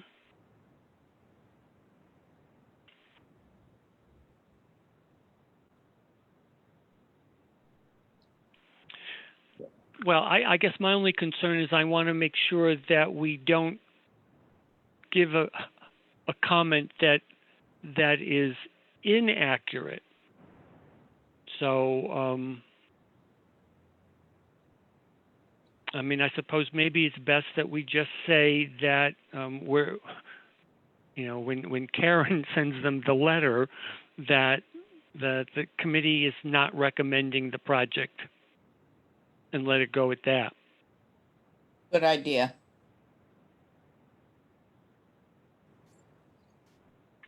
Yeah, I would. Well, We don't really know the particulars. All I can do is ask you to refer, to the letter that was written by one of the former classical board members who is intimately aware of how those types of repairs are funded in the building. Mm-hmm. Yeah. So let me just ask this question. We don't have a letter of support from the board, do we? I don't see one. I don't think so, Ralph. I think we only had one letter, none, and not support. One from UMass. Yeah, but I'm pretty sure that let me say this. I know who the president of the board is, and he told me that they were submitting an application. So I guess I assumed that the full board was behind this. If nothing else, the president of the board at least knew that it was that it was being submitted. So it wasn't just the property manager doing it on his own. Agreed. Okay, that's fair. I guess, my feeling is still, I'm not opposed to private organizations asking for money for their projects, but that doesn't mean that I want to grant every one of them either. And what was submitted doesn't really give a very compelling story as to why we should give them $132,000 or whatever the number was. It was just because the money's there. Yeah, too much of it seems like I'm going to call it normal maintenance, I mean, I guess I agree with Ralph. I have no problem with it's a vacant, deteriorated building helping a private owner with it, or if it's a building that has a severely deteriorated component to it. But this almost seems like it's just routine maintenance. It is, and this type of maintenance has been going on for years Yeah. without CPA funds. Yeah. Yeah. And that's what condo fee, isn't that what condo fees are all about? Condo fees That in and for special assessments. or special assessments. Yeah.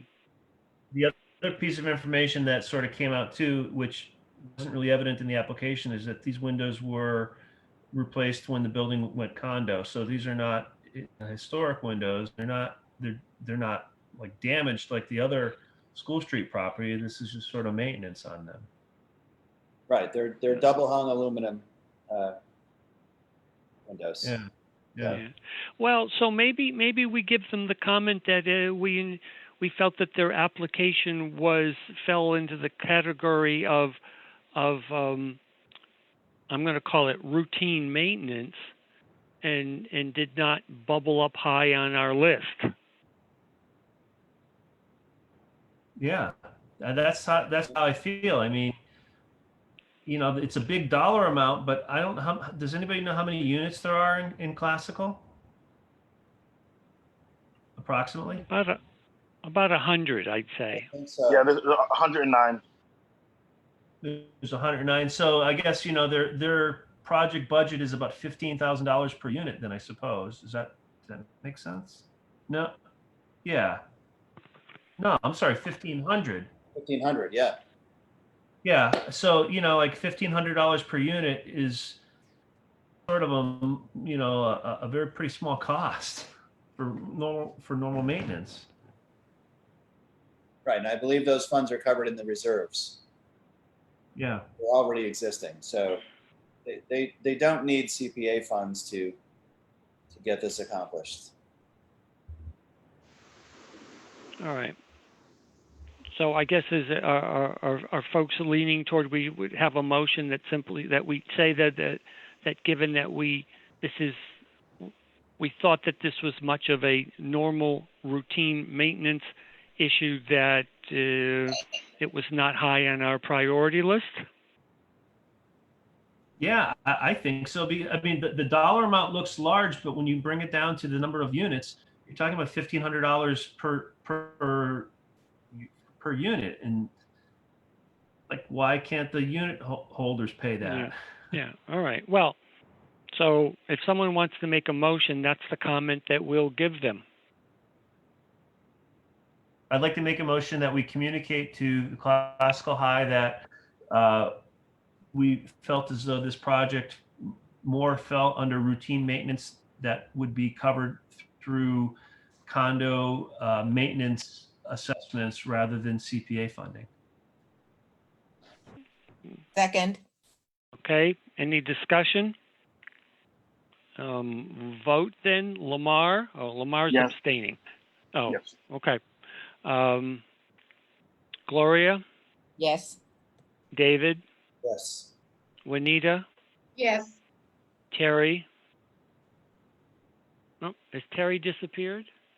Terry disappeared. Oh, okay. Ralph Yes. and Bob, yes. Okay, so the next one, working our way down, is emergency rental assistance for COVID.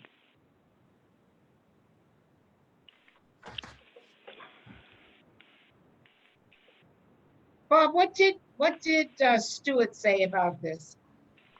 I think I remember there was some back and forth, but how did it end? Well, no, I don't think there was anything on Stewart. I mean, clearly, when you look at the allowable uses in the state law under what's called the support for community housing, is provide grants, loans, rental assistance, security deposits, interest rate write-downs, and other forms of assistance directly to individuals in family who are eligible for community housing.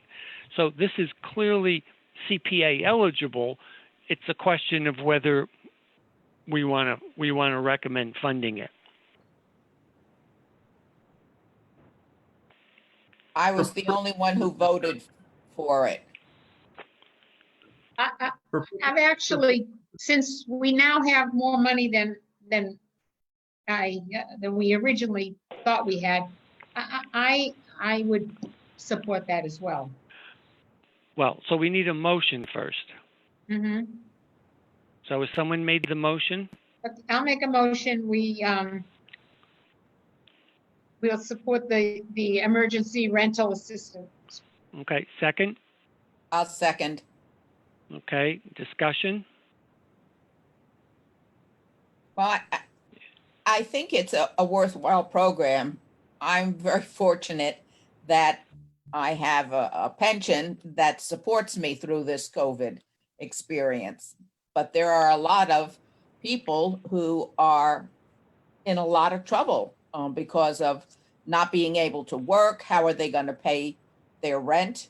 So I would be in favor of providing some assistance. I'm not sure I would use the 175. Let me see, is it? Yeah. 200, 250. No. Well, they've asked for 250. Oh, okay. I yeah, said but- 175. I'm not sure I would go with the 175 at this point because I know there are other program that was just announced, but I feel that it's worthwhile. I also feel comfortable that it's being. Wayfair. It's Wayfair's, right. Yeah. I guess my comment is as one of the people who, in a sense, brought CPA to Springfield by bringing it to the attention of the city council and then working with Ralph on the citizen advocacy committee. I didn't do it so we'd have more money for what I call the social service safety net. I did it to fix up vacant houses and to fix up historic buildings and to fix up parks. And so I will not be voting for this.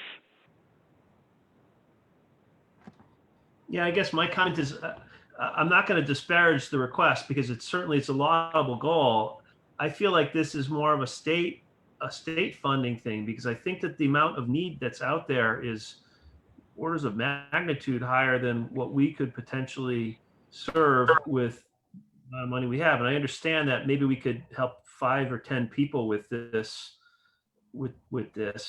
but it feels like this housing fund is more suited towards creating permanent affordable housing rather than 3 months or whatever it was, 3 or 6 months worth of rent for somebody, especially when we know that the process of getting this funding approved through everybody is going to extend well into next year. I think by then it's not going to be really consequential.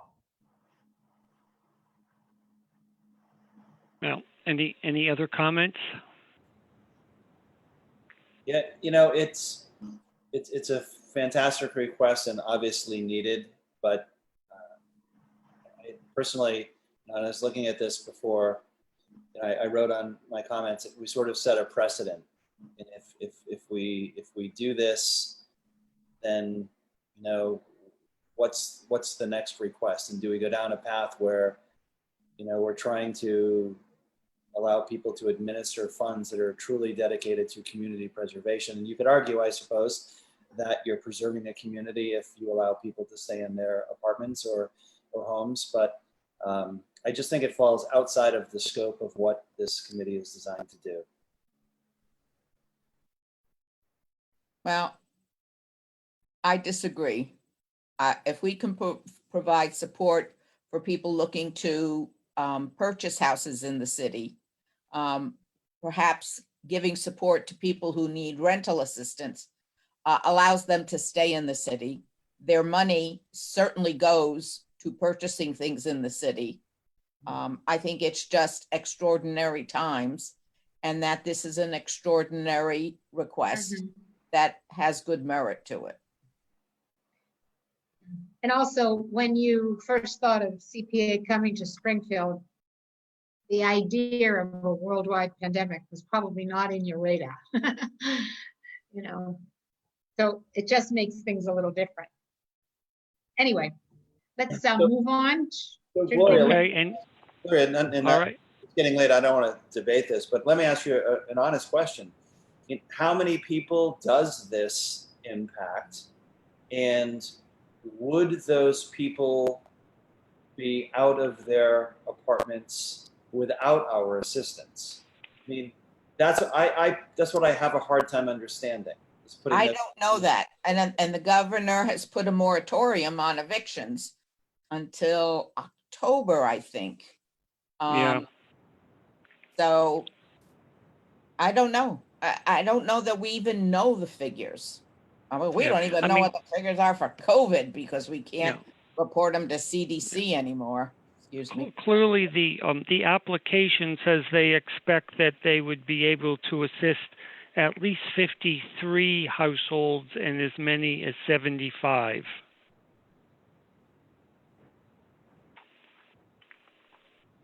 So if that prevents, 50, 60 people from being evicted, I certainly get that.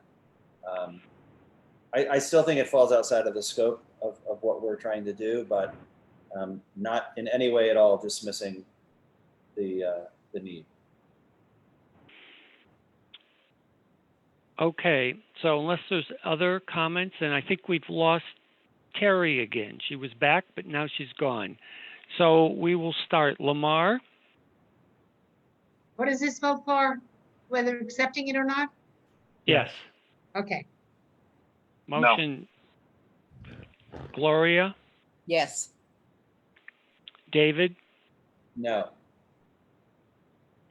Terry, no Terry. Ralph, No. Miss and me. Bob is. Oop. Oh, I'm sorry, Juanita. Juanita. Sorry. Yeah, Yes. sorry. Yes. Okay. And Bob is no. So it does not pass. Okay. I don't know what to say because clearly, hopefully, we won't have the same need next year. So maybe we just say that we're not recommending it. You're very hopeful there, Bob. I think we Yes, will I be in the know. same boat next year at this time. Well, yeah. I thought this was going to be over last No, May. No. We're going to be doing the same thing, Zooming next year at this time. Yeah. Okay. Highland Heritage Rail Trail. For Have we purposes done of discussion, the zoo yet? what's that? No, that's coming, that went down to 1. Yes, the zoo. When David revised his numbers, the zoo dropped down. So now we're now looking at all of the ones that only had 1 vote, and then we'll be down to the ones that had no votes originally. So for purpose of discussion, I'd like to make a motion to approve the Highland Rail Trail application. Just to get it on the table. Yeah. Second. Yeah. Yeah, I guess what I would say is I think there's a large portion of this that I do not believe is CPA eligible. I don't think a transportation system, a trolley line, whether a real trolley line on rails or a faux trolley line on asphalt, falls under either recreation, open space, or historic preservation. So I'm certainly not going to be supporting funding this. Agreed. Agreed. I agree. I agree. All right. So the motion is to support, and Lamar, No. Gloria, No. David, No. Juanita, No. no.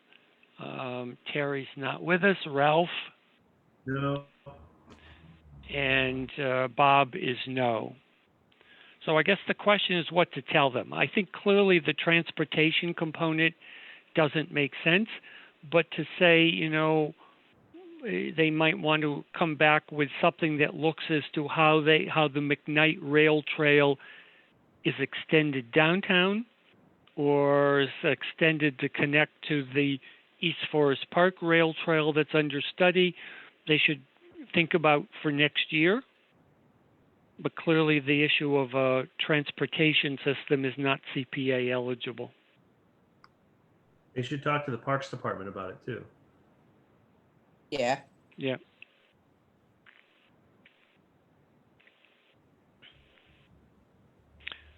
All right. So is that sort of a motion, Ralph, to talk to Parks and to maybe think of resubmitting next year for other parts of the trail? No. No? Okay.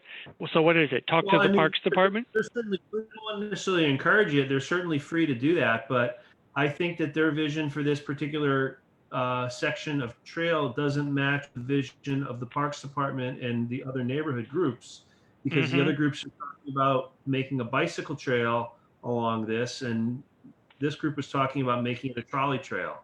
So I wouldn't really encourage them to build a trolley trail there. I think if they wanted to do a bike trail proposal, that's something totally different. And they should also talk not only to the park department, but they should talk to the other groups that are working on other sections of this trail. So, Yeah. I mean, if they can pull together a coalition that wants to work on this section of the rail trail, that would be great. There is none that I know of, I guess. When you say this section, what are you referring to, Ralph? Well, aren't they referring to the section from like Springfield College to the downtown? Well, yes, but the whole McKnight section already has an organization. So the part that, in a sense, is unorganized is from McKnight going downtown and from McKnight going to Watershops Pond. Yeah, that was my impression, that this was for that particular section of the rail trail, because it wouldn't have made any sense whatsoever to put trolleys on a bicycle trail that's already being built as a bicycle trail. Like, it doesn't make sense.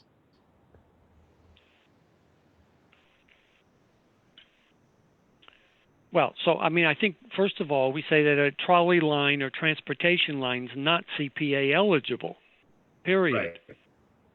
So, Yeah. and then, Well, like I said, if they can find people, like if they can cobble together a group of people who are interested in working on a proposal to connect this particular section of that rail trail with the other portions that are currently being worked on, that would be a positive thing. I don't want to tell them to just kind of go and come back, but that's really, I think, where I would certainly entertain a proposal from a group who said, we are the Highland Bicycle Trail group, and this is what we're trying to do, downtown to McKnight. And then getting public advocacy for that, So I'm trying to figure out what succinctly are we telling them. We're not interested in a trolley line. We would encourage them to look for partners to extend the walking bikeway system past what's already under planning. Yeah. Does that sound like it? that sounds perfect, Bob. Perfect. All right. All right. So Lamar, vote. Yes. Gloria, Yes. David, Yes. Juanita, Yes. Terry's Yes. gone, Ralph, and Bob is yes. Okay. So reuse wood to rebuild wealth. Ralph. Is the zoo? So Ralph, my cat's ringing the bell again. I'm turning it over to you. I have to go and open the door so we can go out. All right. Would somebody like to make a motion for discussion purposes for the reuse wood to rebuild wealth application? Yeah, so moved. Seconded. Okay, thank you. Does anybody have any commentary on this proposal? I think the proposal needs to be tightened up. It just didn't make sense to me. Yeah, Now, just to we're very clarify, my understanding Oh, go ahead, David. I'm sorry. I was just gonna say, didn't seem to have a cohesive plan. Some nice discussion points, good ideas, but just lacked a little certainty in terms of how. It's, the idea is, not the idea was a good idea, but this is training and it doesn't even fall under, CPA. I mean, there was training for people and, the idea is good, but I don't really think it fits CPA monies. Yeah, I'm back. I would agree. I think it's one of those things that's a good idea, but not CPA eligible.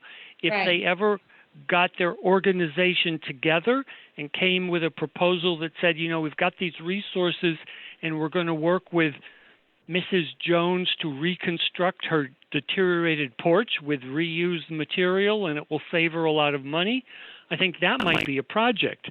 But it's clearly not a CPA project to put together a workshop that deconstructs historic buildings, saves the wood from them, and works with kids to teach them woodworking tools, skills. Yeah, I Thank you. agree. Okay, And that so are sounds we? like a good letter, Bob. That, So Bob, we Send to have a them. motion for discussion, just to, to approve it. So that's what's on the table. Okay, Lamar, No. Gloria, No, David, No, Juanita, no, Ralph, No. and Bob, no. Okay, so the next one will be the zoo in Forest Park. again, for purpose of discussion, I'll make a motion, we support the zoo in Forest Park. Yeah, okay. second that. All right. So just to report, at one of the last meetings, I think Juanita asked whether CPA could be helping an organization that charges admission. So I did ask Stuart that, and he said that that wasn't really a CPA issue. He had more of an issue with the fact, he said, even though the zoo may be physically located in a park, what's the recreational component of a zoo? And so that's I think the bigger question as to what. And when I look at the application, even though the zoo's a great asset, fixing the barn and fixing an educational room, and making those kinds of repairs really are not the intent of CPA. As Stuart would say, it's rooted in land. It's not buildings on land. Obviously, you can have housing and you can have historic, but when it comes to open space and recreation, he says it's really rooted in land, not structures.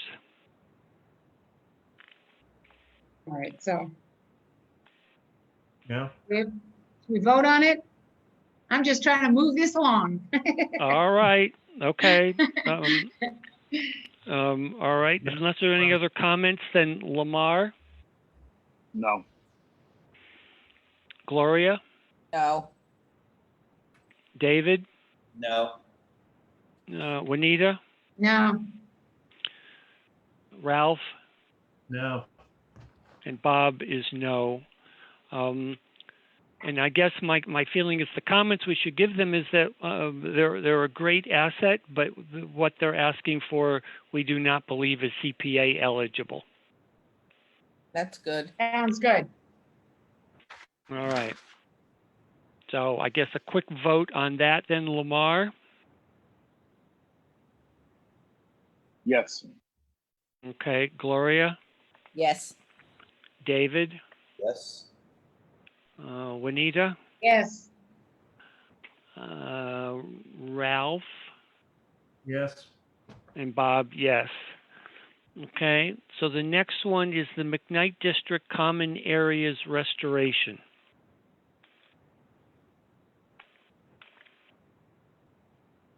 for discussion purposes, I will move to support the McKnight Neighborhood Common Areas project. Okay. Second?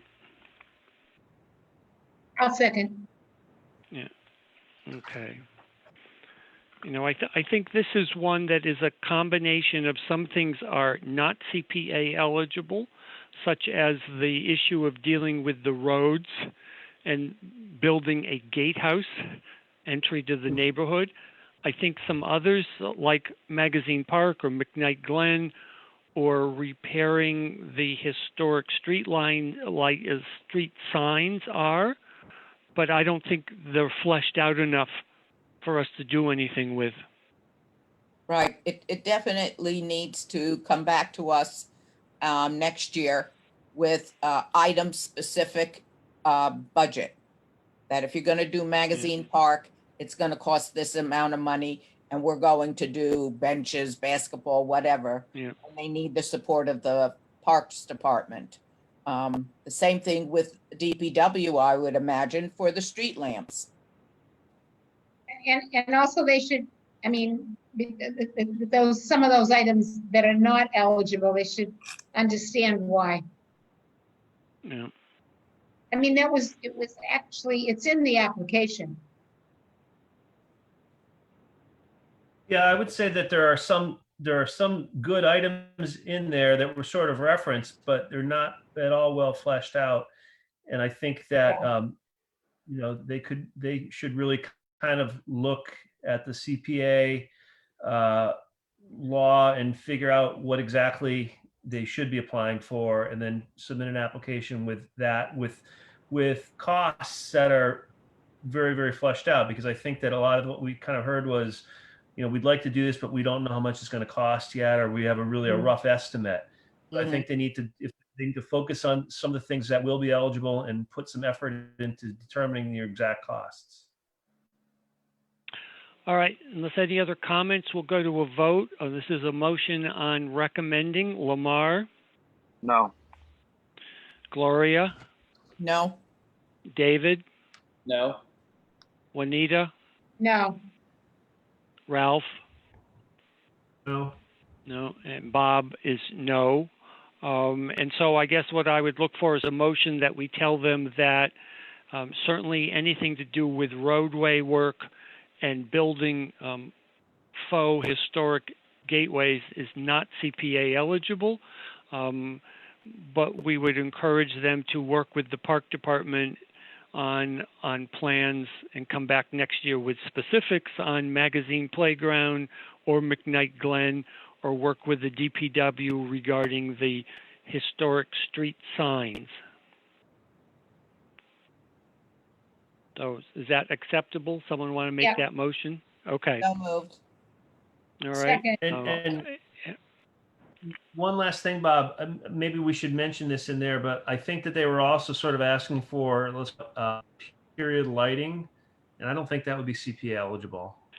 I would agree with you, Ralph. If they had historic lights that needed restoration work, I would say yes. But plunking faux Victorian lights into a neighborhood that didn't have them, you know, the historic resource is the light. Right. And since there are no historic lights, there are no historic resources. Right. Yeah. So, all right. So I will amend the motion so that we'll say that the putting in reproduction street lights is not a CPA eligible expense. Okay.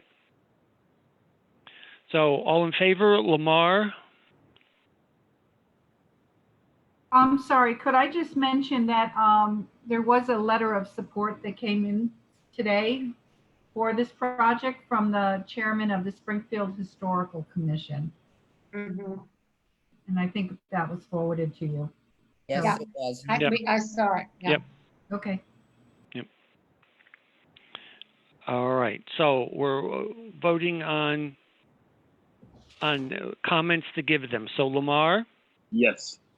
All right. Gloria? Yes, David? Yes. Juanita? Yes, Ralph?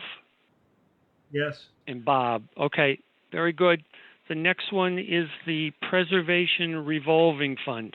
Bob, Yeah, just to, uh, is it possible that the ones that have received no support from the, when we did our tally, that just to move the meeting along, we just discuss why they didn't receive support and what we could give back to them as feedback, as opposed to voting on it? No, I don't agree with that, because we only voted on our top 8, and some of these proposals may have been my 9th, so I would support them potentially. Okay. All right. I also want to mention that the Historical Commission sent a letter of support for this program as well. which program? Oh, the The revolving fund. Fund, right. oh, okay, all right, yes, all right.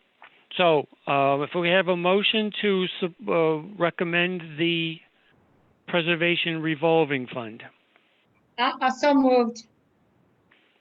second. Second. All right, discussion. I have a question. We did receive a letter from, I believe it was Malo Brown. Who is he? Is he a city councilor? He's a city councilor. Yeah. Ward 4 City Council. And I didn't quite understand what he was saying, but I got the implication that he was going to support this proposal at the city council. Did I interpret that correctly?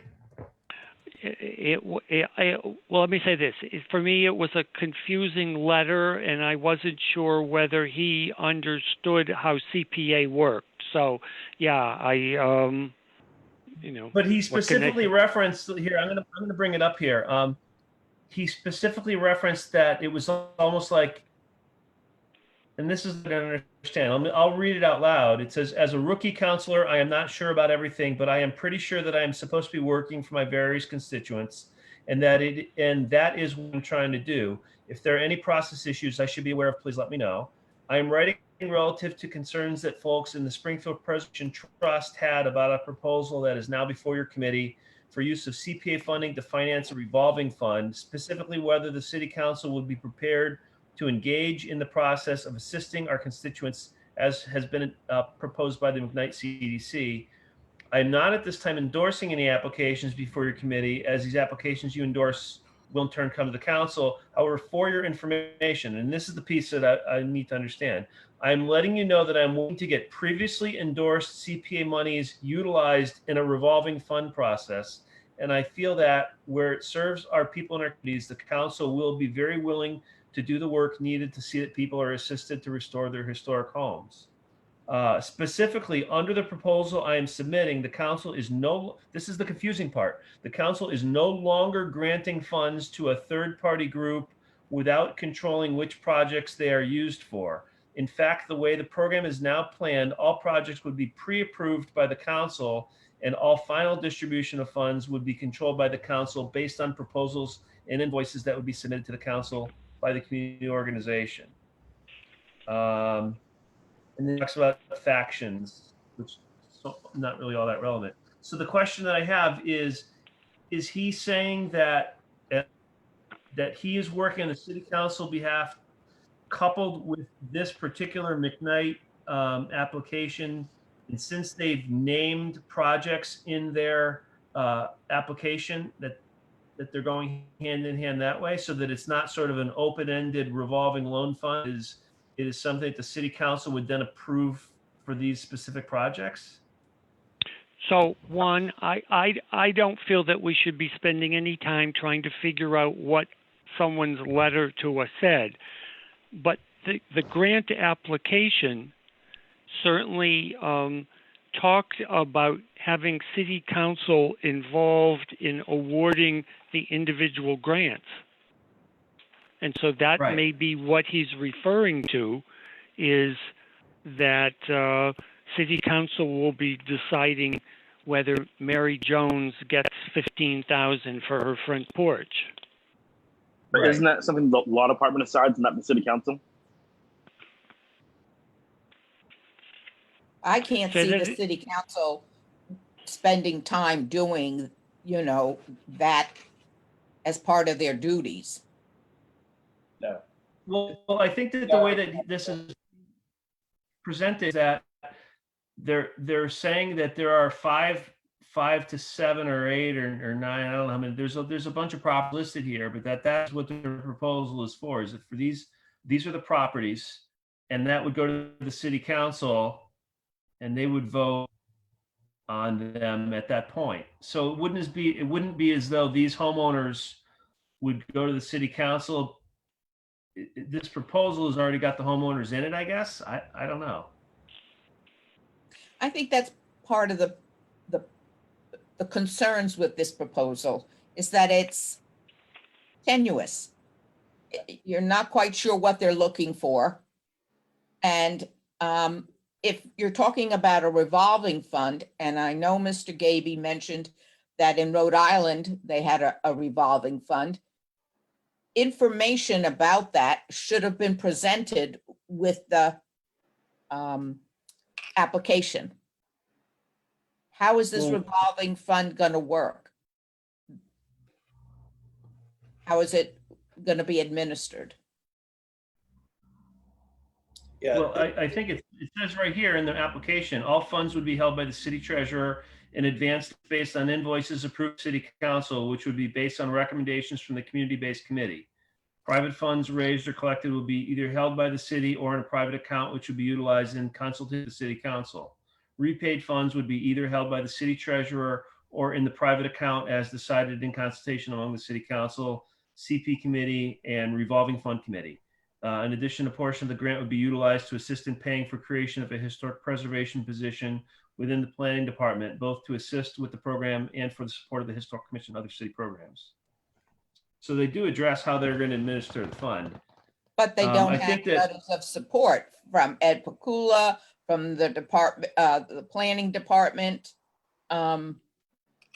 These are just things that they would like to see happen.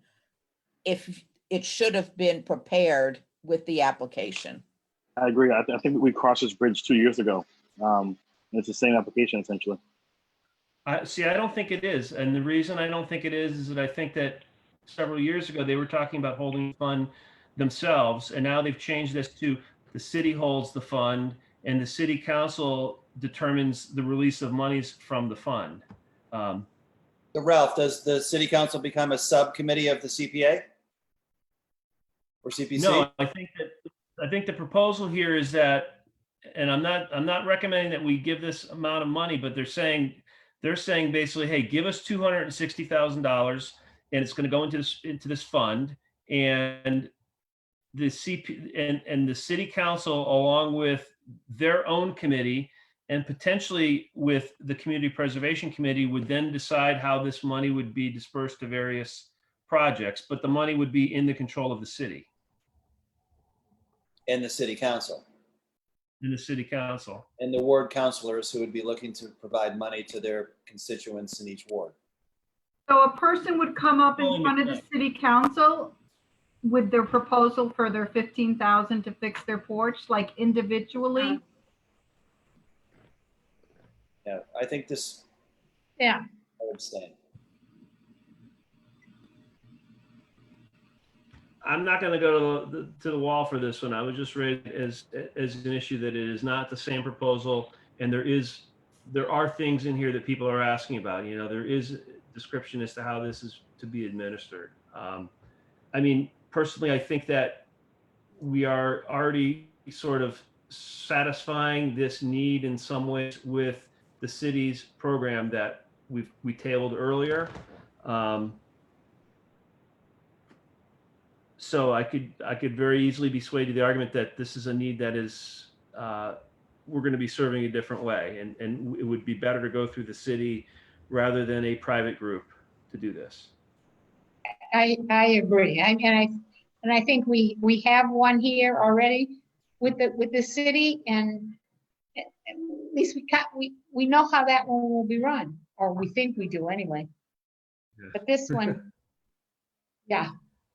Yeah, there's definitely a lot more risk with having a private group administering a revolving fund than with the city doing it. And A although private they group, argue that the city is administering the fund, they're the ones who are sort of granting it this. and it's a private group that has already had history with the city. Sure. And Ralph, if we do give money to a private group, once we do, there's no ability to monitor that on our behalf. Am I right? I mean, there's so many opportunities for funds to be misappropriated or misused. I mean, we're not following up on all of these projects, and we're not following the money trail. That's my only concern. I just personally think we should be the ones to allocate funds to specific projects and make sure that we have all of the answers that we need, and not give that responsibility to somebody else. To clarify, David, just we are following up on the projects to see how everyone is progressing. Oh, But Karen, but if we give money to a private group and they in turn disperse money, there's one more layer between the projects we follow and the projects we're able to follow. And I just think there's an opportunity for misuse there. No, I agree with that, David. The only concern that I have is that I think that there's a need in the city for smaller ticket projects. And certainly if you go through McKnight, you will see an awful lot of collapsing porches in that neighborhood for whatever reason. And the question is whether or not we as a committee would like to entertain a homeowner coming in and saying, I would like to apply for $15,000 here or $12,000 there or whatever I mean, I know a porch is probably more in the lines of $30,000, but whether or not we would like to entertain that. And if we're saying no, we would not, then what we're saying is, well, then those projects don't ever get funded and those porches will continue to collapse. Now, again, the city is sort of starting its own program that I think is a relief valve for this need in some ways. 2 years ago, when this organization put in their proposal, the city was not willing to take that on, and there was nobody who was willing to step up to do these smaller projects. So yeah. I'm comfortable not moving forward with this, but I'm not comfortable saying that we should never move forward with something like this. I think that we should give the city's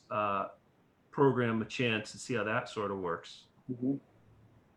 And I don't think people are saying it shouldn't be a possibility.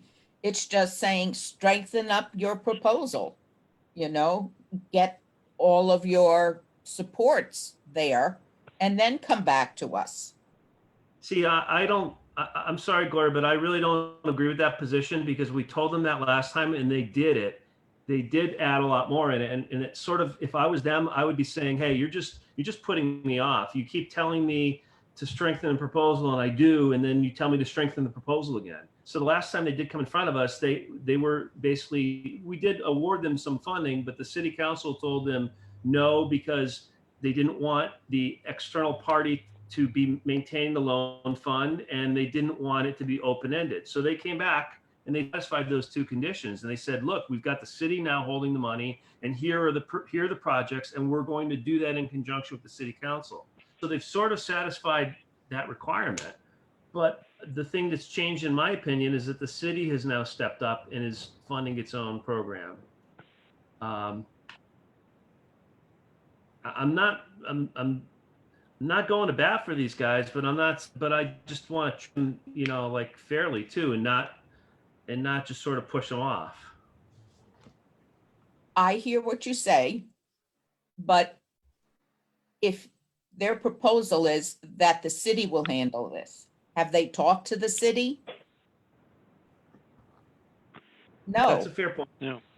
Well, So I don't know if they have what some letters of saying. support.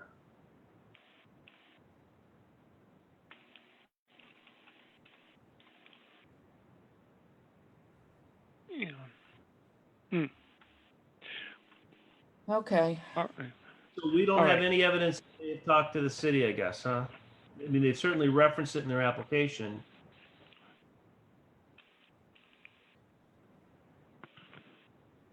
Well, yeah, they've referenced how it's going to work, but they don't necessarily say, oh, and the city treasurers agreed to this, and you know, these other groups have signed on as well. No, I understand. I don't know how they could ever get that. I don't know how they could ever satisfy that position though, because the fact that those groups are going to say, well, come to us with some funding and we'll work with you. But until then, you know, we don't have to be I mean, I serious or not. I guess I approach it from the standpoint is, you know, clearly the city solicitor said we shouldn't be having outside groups doing it. And given the opportunity, I'd rather have the program run by a city agency than a citizen group. And since we've already sort of are inclined to fund the city program, to have two programs in McKnight run by two different organizations, to me doesn't make sense. Yeah. Because the reality is that if it works out well with the city running it, if it is successful, then maybe they could have more money into it. If they could ask for more money. Right. Or for different districts. Yeah. So, all right. So unless there's more discussion, I guess looking at a vote. So, Lamar, No. Gloria, No. David, No. Juanita, No. Ralph, No. and Bob, no.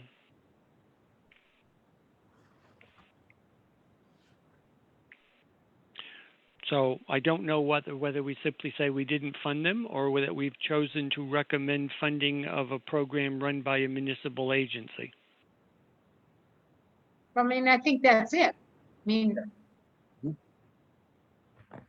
and that we've decided to go with the one run by the city. Mm-hmm. Okay. Is that people's sense?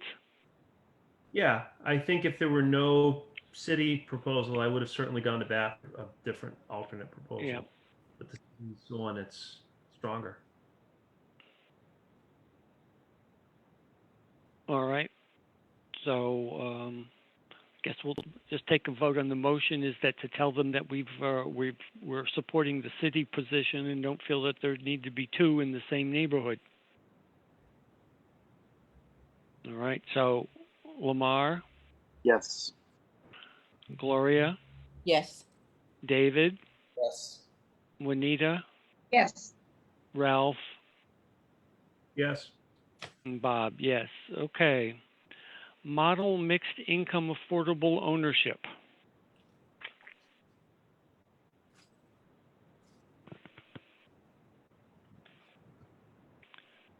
I'll make a motion that we approve the funding for model mixed income affordable ownership under the category of community housing. Yeah, okay. You know, I guess my feeling is that this is the tersest of all the applications that we received. And in fact, it even came in with the cover sheet with the wrong information typed on it. So I think Well, I think clearly it whoever- needs to be, Go What ahead, were you Bob. saying? I'm sorry. pardon? No, I'm sorry. I thought you had finished. Oh, well, no, but I just think that it's clearly not fleshed out at all. Yeah, I would No, agree. I think whoever wrote it probably, because the whole beginning is just like, and I forget which one it was. They were almost identical. So they probably had the two of them. Even though Yeah, this is pretty, it's all done by the same group. yeah. No, they're different, actually. The groups who submitted them. They're Yeah, different. but they use the same summary though. That's the thing. Yeah, And so they yeah. didn't know the different people, but it got very clearly were prepared by the same organization. Clearly. And this was, it just wasn't even, All right, so are we Yep. ready for a vote? Yeah. Lamar? We need a second first. Oh, we have that. All right, so second, okay. So Lamar, No. Gloria, No, David, No. Juanita, No, Ralph? No. No, and Bob is no. So what do we tell them? That they need, their application was far Incomplete. too incomplete? Okay, it was an incomplete application. That was, all right. So, all right, with telling them it's an incomplete application, Lamar? Well, hang on a second though. Is that entirely fair though? I mean, I think it's more than that for me because we had the opportunity to tell them that it was incomplete a long time ago and we didn't. I mean, to me, I think that I would describe it as just not, it's not like it's technically incomplete. oh, well, it was I just- technically incomplete. Well, yeah, it was, but that's something that they could have remedied if we had asked them. To me, it's just that the proposal is fairly complex, and I don't think it's workable. That's just my opinion. Well, isn't they this didn't- the they didn't gentleman? Explain how it would be workable, Ralph. You know what I mean? There's a lot of, I think a lot of detail missing in terms of, okay, here are your funds. How do these get implemented? How do we track this? How do we process this? And that the application just lacked a lot of that. And maybe we could have said that earlier. I don't know, but that was my general thought.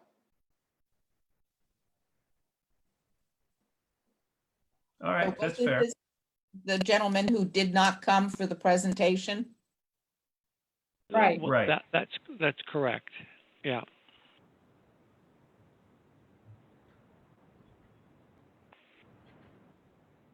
So I guess, well, All right, go that's back that's to fine what, calling it incomplete. I guess my reason for voting against it is it didn't convince me. It didn't convince me it was worth doing and that they could pull it off, I guess.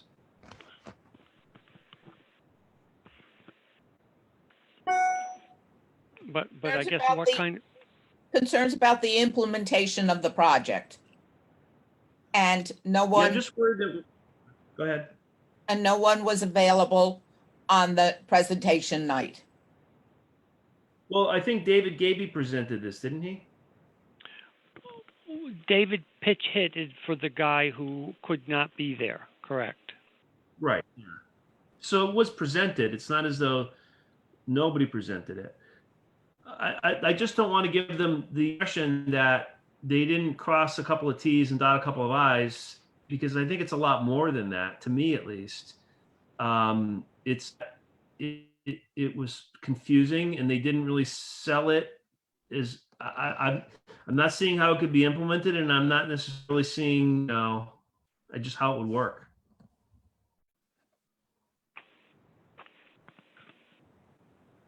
That's just different than incomplete for me. It just they didn't, their sales pitch fell flat with me. I just didn't like the proposal in general. Agreed.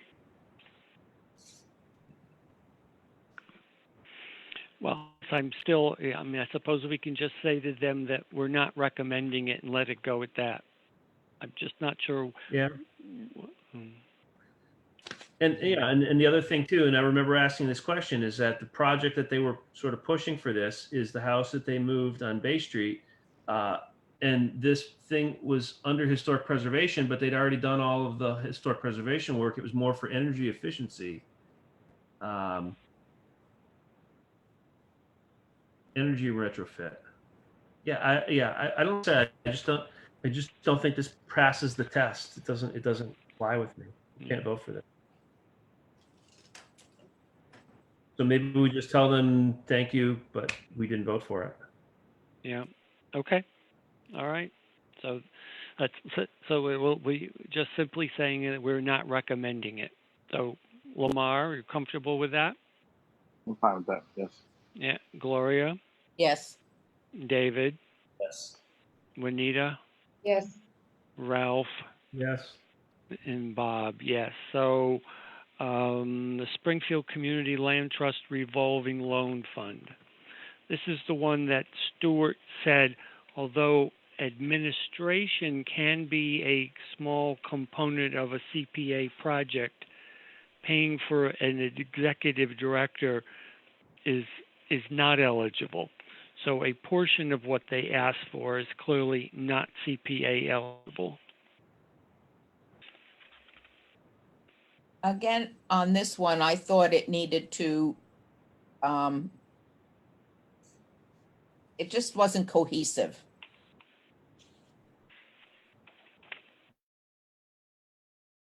I think the idea of saving those big houses on Mulberry Street, I think, but I don't know how it would work. Yeah. Okay. Any other comments? This is another example of a program, I guess, right? And it's not, it's somewhat specific, but not exactly. Yeah. And my biggest turnoff of the proposal was that the executive director salary was a substantial portion of the money they were requesting. Mm-hmm. Yeah, correct. And that was what wouldn't be CPA eligible is a salary of that much. All right, so we ready for the vote? Lamar, No. Gloria, No, David. No, but did we make a motion on this? Oh, I thought maybe. I don't know. Did we? I lost track. Make a motion. Can I make a motion to fund this project? Okay. second, And Gloria, second. All right. So starting again, Lamar. No. All right. Gloria, no, David, No? Juanita, No, Ralph, No. and Bob, no. All right. So I think we should tell them that that clearly funding an executive director's salary is not CPA eligible, but if they do put a program together, they should think about reapplying, or they should, feel free to reapply in a subsequent year. so Well, moved. Well, hang on a second though. Should we tell them that we're really not that keen on programs? I mean, this is an example of a private program, isn't it? Like a private organization. Well, I guess they're just in this case they're creating affordable housing, so it's maybe not quite the same as the historic. Okay, I remove my objection. It's getting late. Yeah, but there also wasn't a lot of clarity on how, and I think you could say the same thing for the last 4 projects we've discussed. There just hasn't been a lot of detail in how they're actually going to execute the program or what it is they're requesting. And just everything's vague. I need money. Here's what I'm going to do with it, but I don't really know how I'm going to actually do it. Yeah. I agree. Yes, So is it that one, we cannot fund an executive director, but 2, if they do get their program up, they can submit in a future year with a more specific proposal? yes. Yeah. Yeah. I mean, if they got the organization up and running and came and said, we want help buying 116 Mulberry that's sitting there fire damaged and we want money to fix it, that would be Right. a more specific thing than we want you to help us start the program and give us the money to fix the houses, but we don't necessarily own the houses at this point in time. Okay. Right. So, all right. So, Lamar, Yes. okay, Gloria, Yes, David, Yes. Juanita, yes, oh, yes, okay, Ralph, Yes. and Bob, yes. All right. So last is Trinity House that we received some new information on recently. This is the one that does have wood windows on the inside and has some missing windows on the inside. And they had submitted some window rehab proposals. Okay, so I'd like to make a motion to approve this proposal for discussion purposes at least. Second. Second?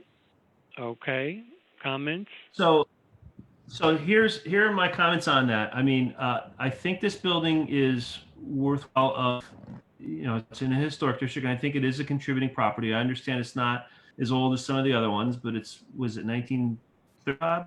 Is that about right? 1930 something from the 30s. Yeah. Right. I think it's been vacant for at least probably 10 years, if not a little bit more.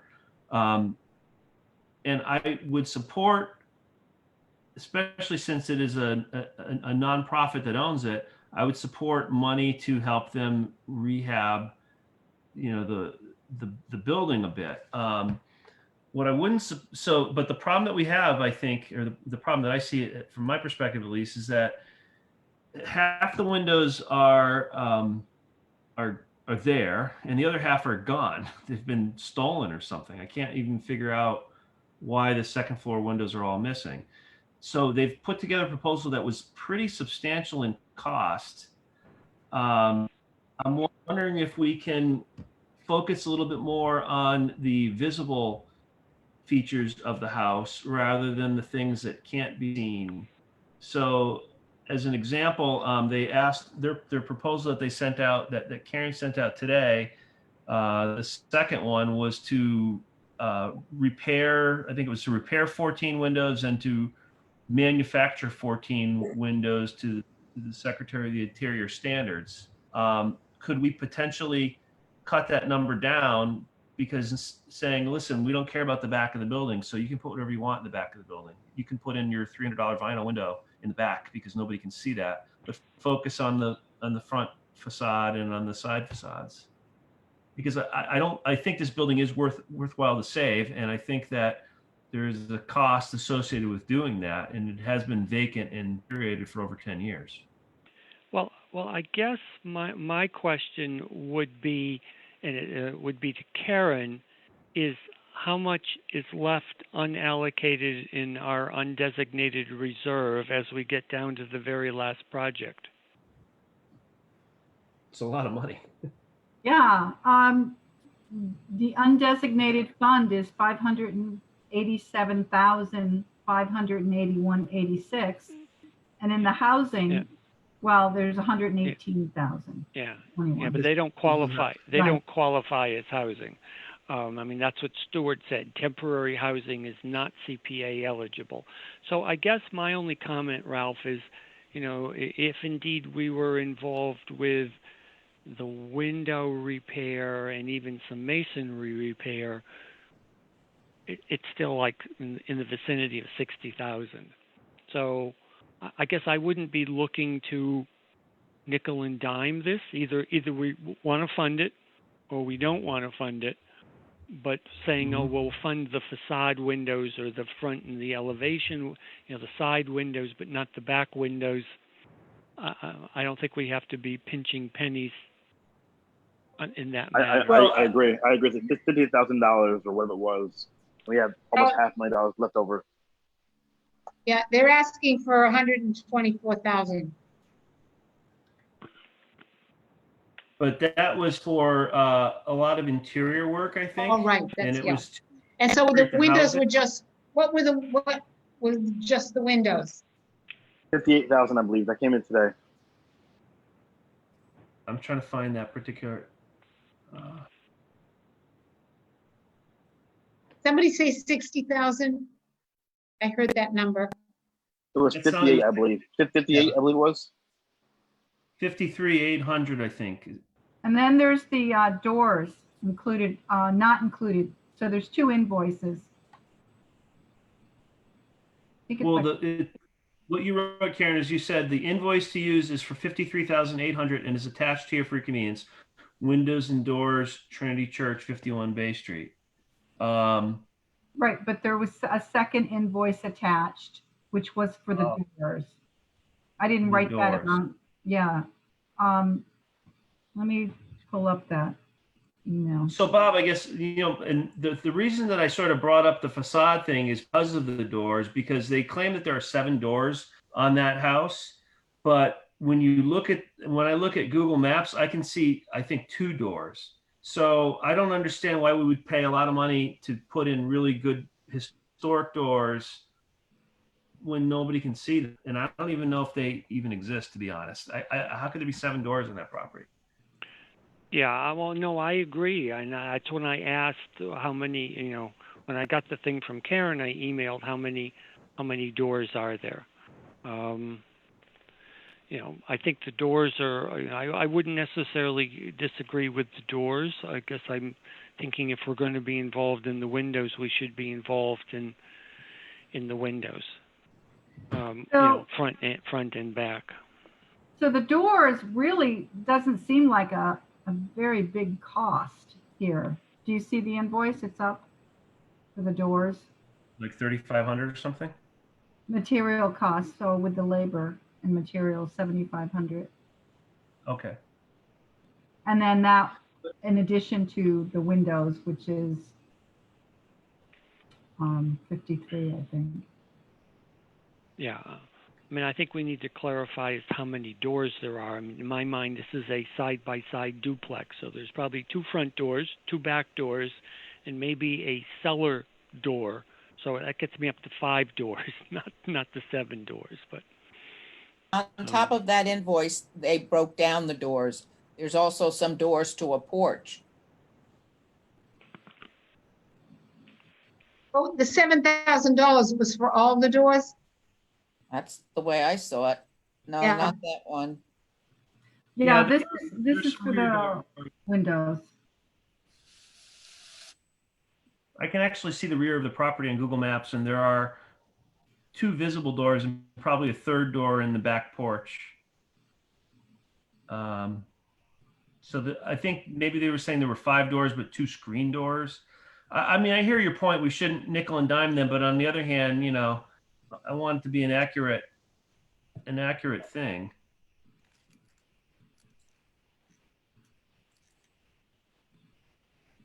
I mean, my interest is in getting this building, non-vacant and deteriorated, I guess.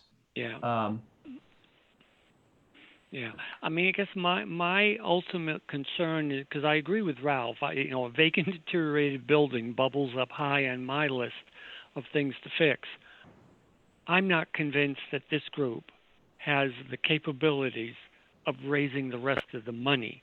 So even if we said we're in for the 60 or 70, whatever the window and door costs are, I would not want us to give them that and to find out that we have a vacant, deteriorated building that simply has fixed up windows. So I think at some point, if we were to fund it, perhaps there needs to be a condition that our money comes in last to do the windows or whatever.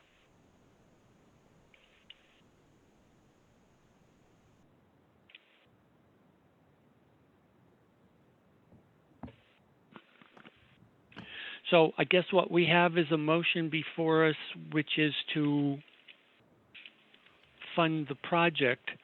And I guess I'm looking at the application to see, did they ever give us things on like masonry, or whether they didn't need roof repair, wasn't it? It was only. They did supply the masonry quotes.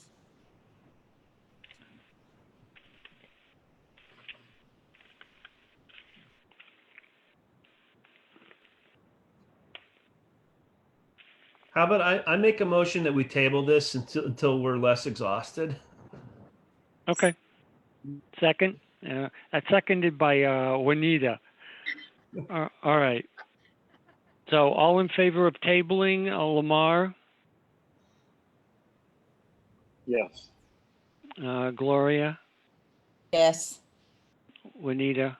Yes, Oh, David, yes. sorry. Yeah, and David, Yes. Yeah. and Ralph, and Yes. Bob, yes. All right. So we'll table it and try to get the packet, better so we know now what the window cost is, what the door cost is, and if there are other eligible exterior costs that we want to deal with. Is there anything else that you would like me to request Lisa Goodman to provide?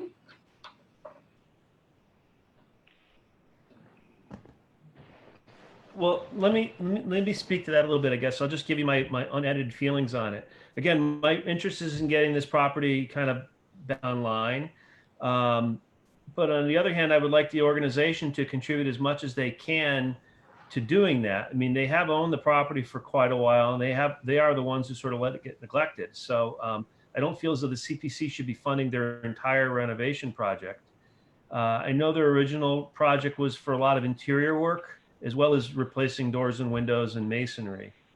So I would like to, you know, like what the way that Bob described it, I think is very accurate, is that, yeah, we're willing to fund these exterior things, but we don't want it to be sort of a building that's still deteriorated after we fix the interior features. We want the whole project, we want to have some sort of assurance that the whole project is going to take place.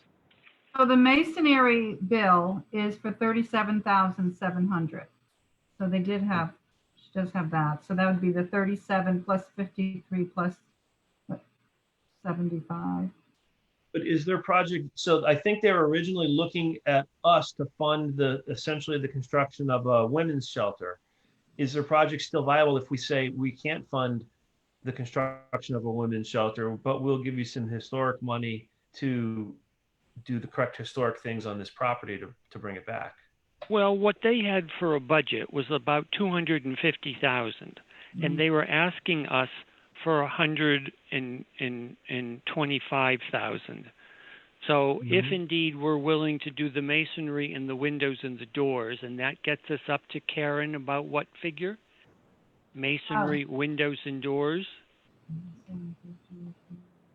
I know Almost 100,000. Okay, so if let's just for conversation pieces, we said we'll give you 100,000 for masonry, windows, and doors. You have to come up with the rest. Can they do that? That's really what Ralph's question is, and that's my question. They need to be able to do it, and we shouldn't be putting our money in until they've got the rest of their financing package in order. So I don't think there's other information that we need from them at this point, unless we want to ask them that what's the status of your other funding resources?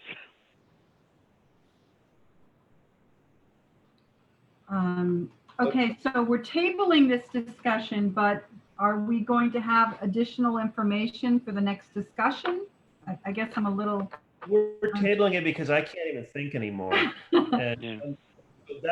I don't even want to discuss this anymore. I want to go to bed. It's 10:30. Yeah. All right. So no more discussion. All right. We're tabling it specifically to stop discussing it. I make a motion that we adjourn. Second. All right. All in favor? Lamar, Of course, yes. Gloria. Yes, but a big thank you to Karen and Suzanne. Yeah. Thank you. David. I'm ready to go till 1 a.m., but Lightweight.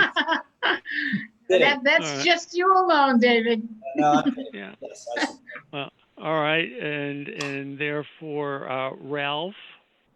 Yes. Yes, and Bob is yes. Okay, so we are now adjourned. I think our regularly scheduled meeting is in 2 weeks, and so we have those tabled items. Okay. Okie What's dokie. the date? What's the date of that? Do you know? Or it doesn't matter? Well, the first Tuesday in August is the 4th. And maybe what we'll do is I'll have Karen, if you can send an email to everyone that says the next meeting's the 4th, let us know if you can't make it. And if we get a whole bunch of people saying they can't make it, then we may do a doodle poll to find an alternative meeting date. Okay. All right. Well, very good. Thank you, everyone. Thank And you, Okay. Bob. David, is Margot McCooch still there? Oh, God, no. Oh, all right. If it Okay. was, we'd all be in trouble, Bob. Uh-oh. Yeah.